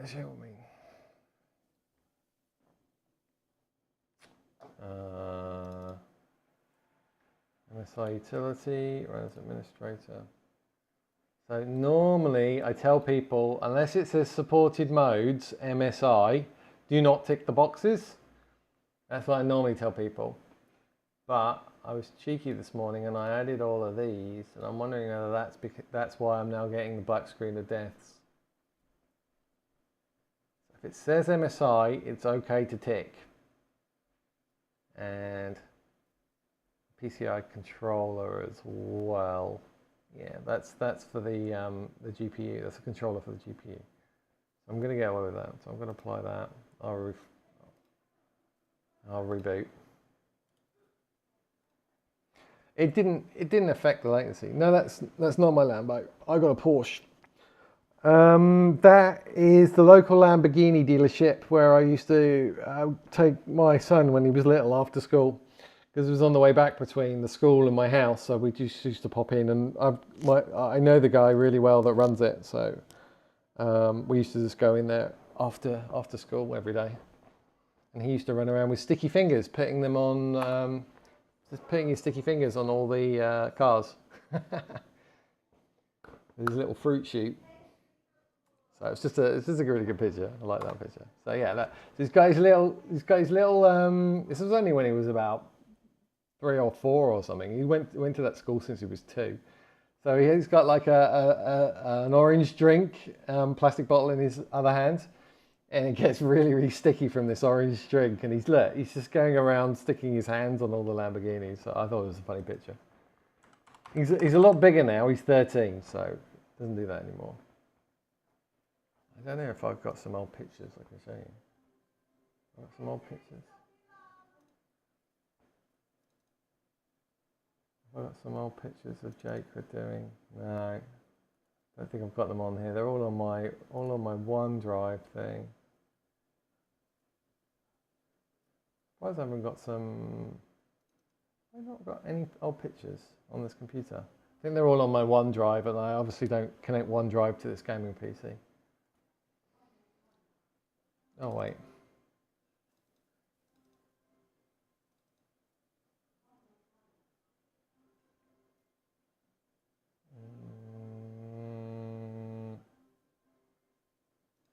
No. I don't think I've synced this anyway, so As I say, I don't run one thingy on it. Can you enable MSI if the device supports? Yes, you can normally. It normally says both. So if it says MSIX, it normally says MSI. Yeah, another tangent. What are we doing? We're fixing the black screen of death. I think it's to do with CapFrame X though. I think I've seen that before, even when I haven't done that. But it shouldn't have changed my latency numbers. My latency numbers should all be fine. Because I put those on to see if I can lower my latency a little bit today. But it really didn't make sense. I'm normally about 0.475 at the moment for the DPC. So it really doesn't make much difference. The thing you do need to always double check though, is if you ever change any device stuff with its IRQs or unplugging in device manager or whatever, always go and double check the IRQ priorities again. Wait, have I done that right? There we go. So wait, GPU. So MSI info, which you can't see because my head's in the way. So always double check that your GPU hasn't changed position in the IRQs, because you're prioritizing a number, not the actual device. So find your GPU. Yeah, 70 and 71 are the ones I'm prioritizing in the registry. So if you ever make any changes in device manager and things, always go back into MS Info and just double check that these haven't moved physical IRQ numbers. Because if they have, then you're going to need to go and change your registry for this one. You're going to need to make sure that these numbers are correct in your priority control and match your priority 1 and priority 2 numbers.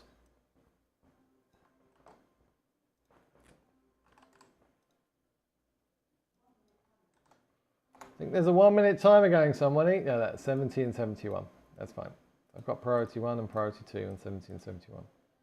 So yeah, worth double checking that, because that will make your latency worse if these move, if these change numbers and you've got that priority set. So just be careful about that. I often check this MS Info. So to get to that, all you need to normally do, click the Windows button, just type MS Info and hit return. And then go to Hardware, Resources and IRQ. I know you can't see it again.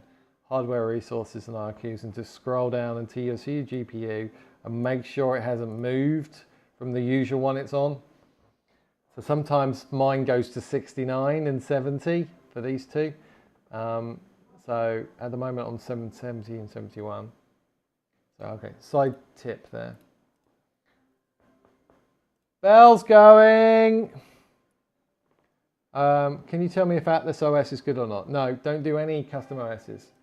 Take plain Windows 11 Home, the latest version, and then debloat it.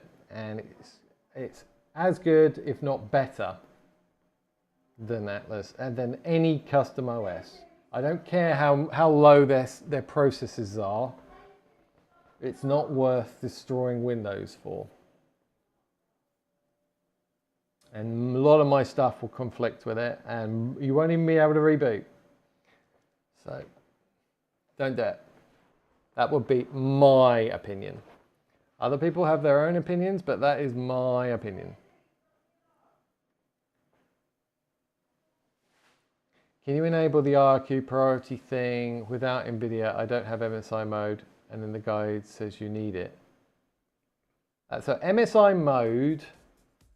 Wait, your GPU doesn't have MSI mode?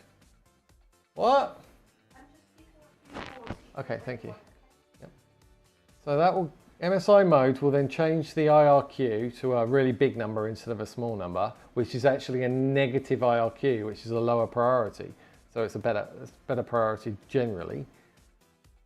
Then you should be able to, yeah, miracle. I'm not sure about that.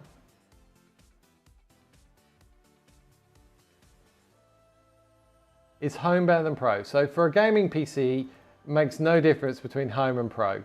The only differences between Home and Pro are really BitLocker, so encryption, which you don't need for a gaming PC because that will slow it down.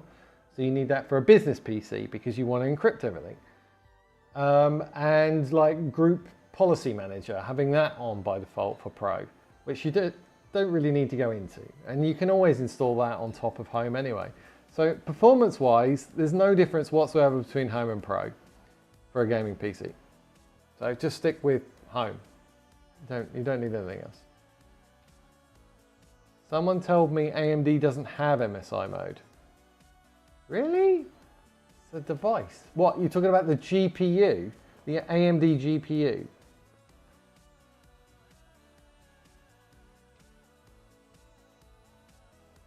What's... So Cry sent me something. Oh, crikey, Cry. What are you asking me, Cry? Yeah, your NVIDIA GeForce 2060 Super is ticked for MSI mode. That's fine. You need to go through all that interrupt priority drop-down things and change all those highs to undefined. And you can tick the high definition audio controller as well. And apply all of that, and you're good to go.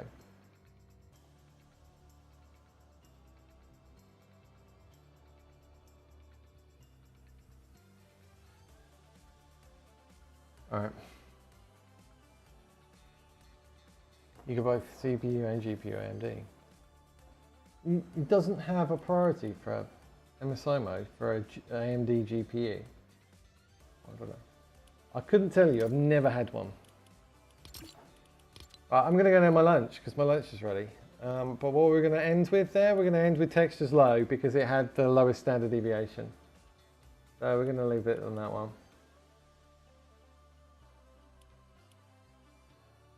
We're going to leave it on that one. So that's all fine. That's all fine. That's all I wanted to check. So what have we learned today? Let's sum up. Don't install the high definitions texture pack in Fortnite. So in here, in options, do not tick that one. It will make your FPS worse. So leave that off. You do want this one on, by the way. Definitely want that one. You don't want to be streaming assets as you're playing down the network. You don't want to be grabbing them across the network. You want them already on your computer. So have that one on, have that one off, which is exactly what I have in my guide already. We learned that low textures have the best, the least standard deviation in FPS. So probably go with that actually now. That might be my new recommendation. And we learned that having a large system cache on is slightly better for Fortnite. Yeah, which you can do in here, which you can set in here if you need to. But otherwise, you can come up with. There's a registry entry for it as well. So in my scripts, I think I set it to 0 just to reset it. Large system cache, so you can change it in here if you just want a GUI to do it, or you can do it in, the registry. So it's sorry, easier to see there. Enabled. So I'm going to run this from now on, but that might not be good for everybody. So I'm not sure whether I'm going to recommend it for everybody or not. There wasn't much difference in it, to be honest. So I think I'm going to run it, but I don't think I'm going to recommend it to everybody. So I should set undefined to everything that is on. Yes, you should do that, Cry. Yeah, I've played around with all of those priorities. And if anything, they didn't get any better. If anything, certain combos just made it worse, your average latency. So having everything set to undefined puts it all on a level play field.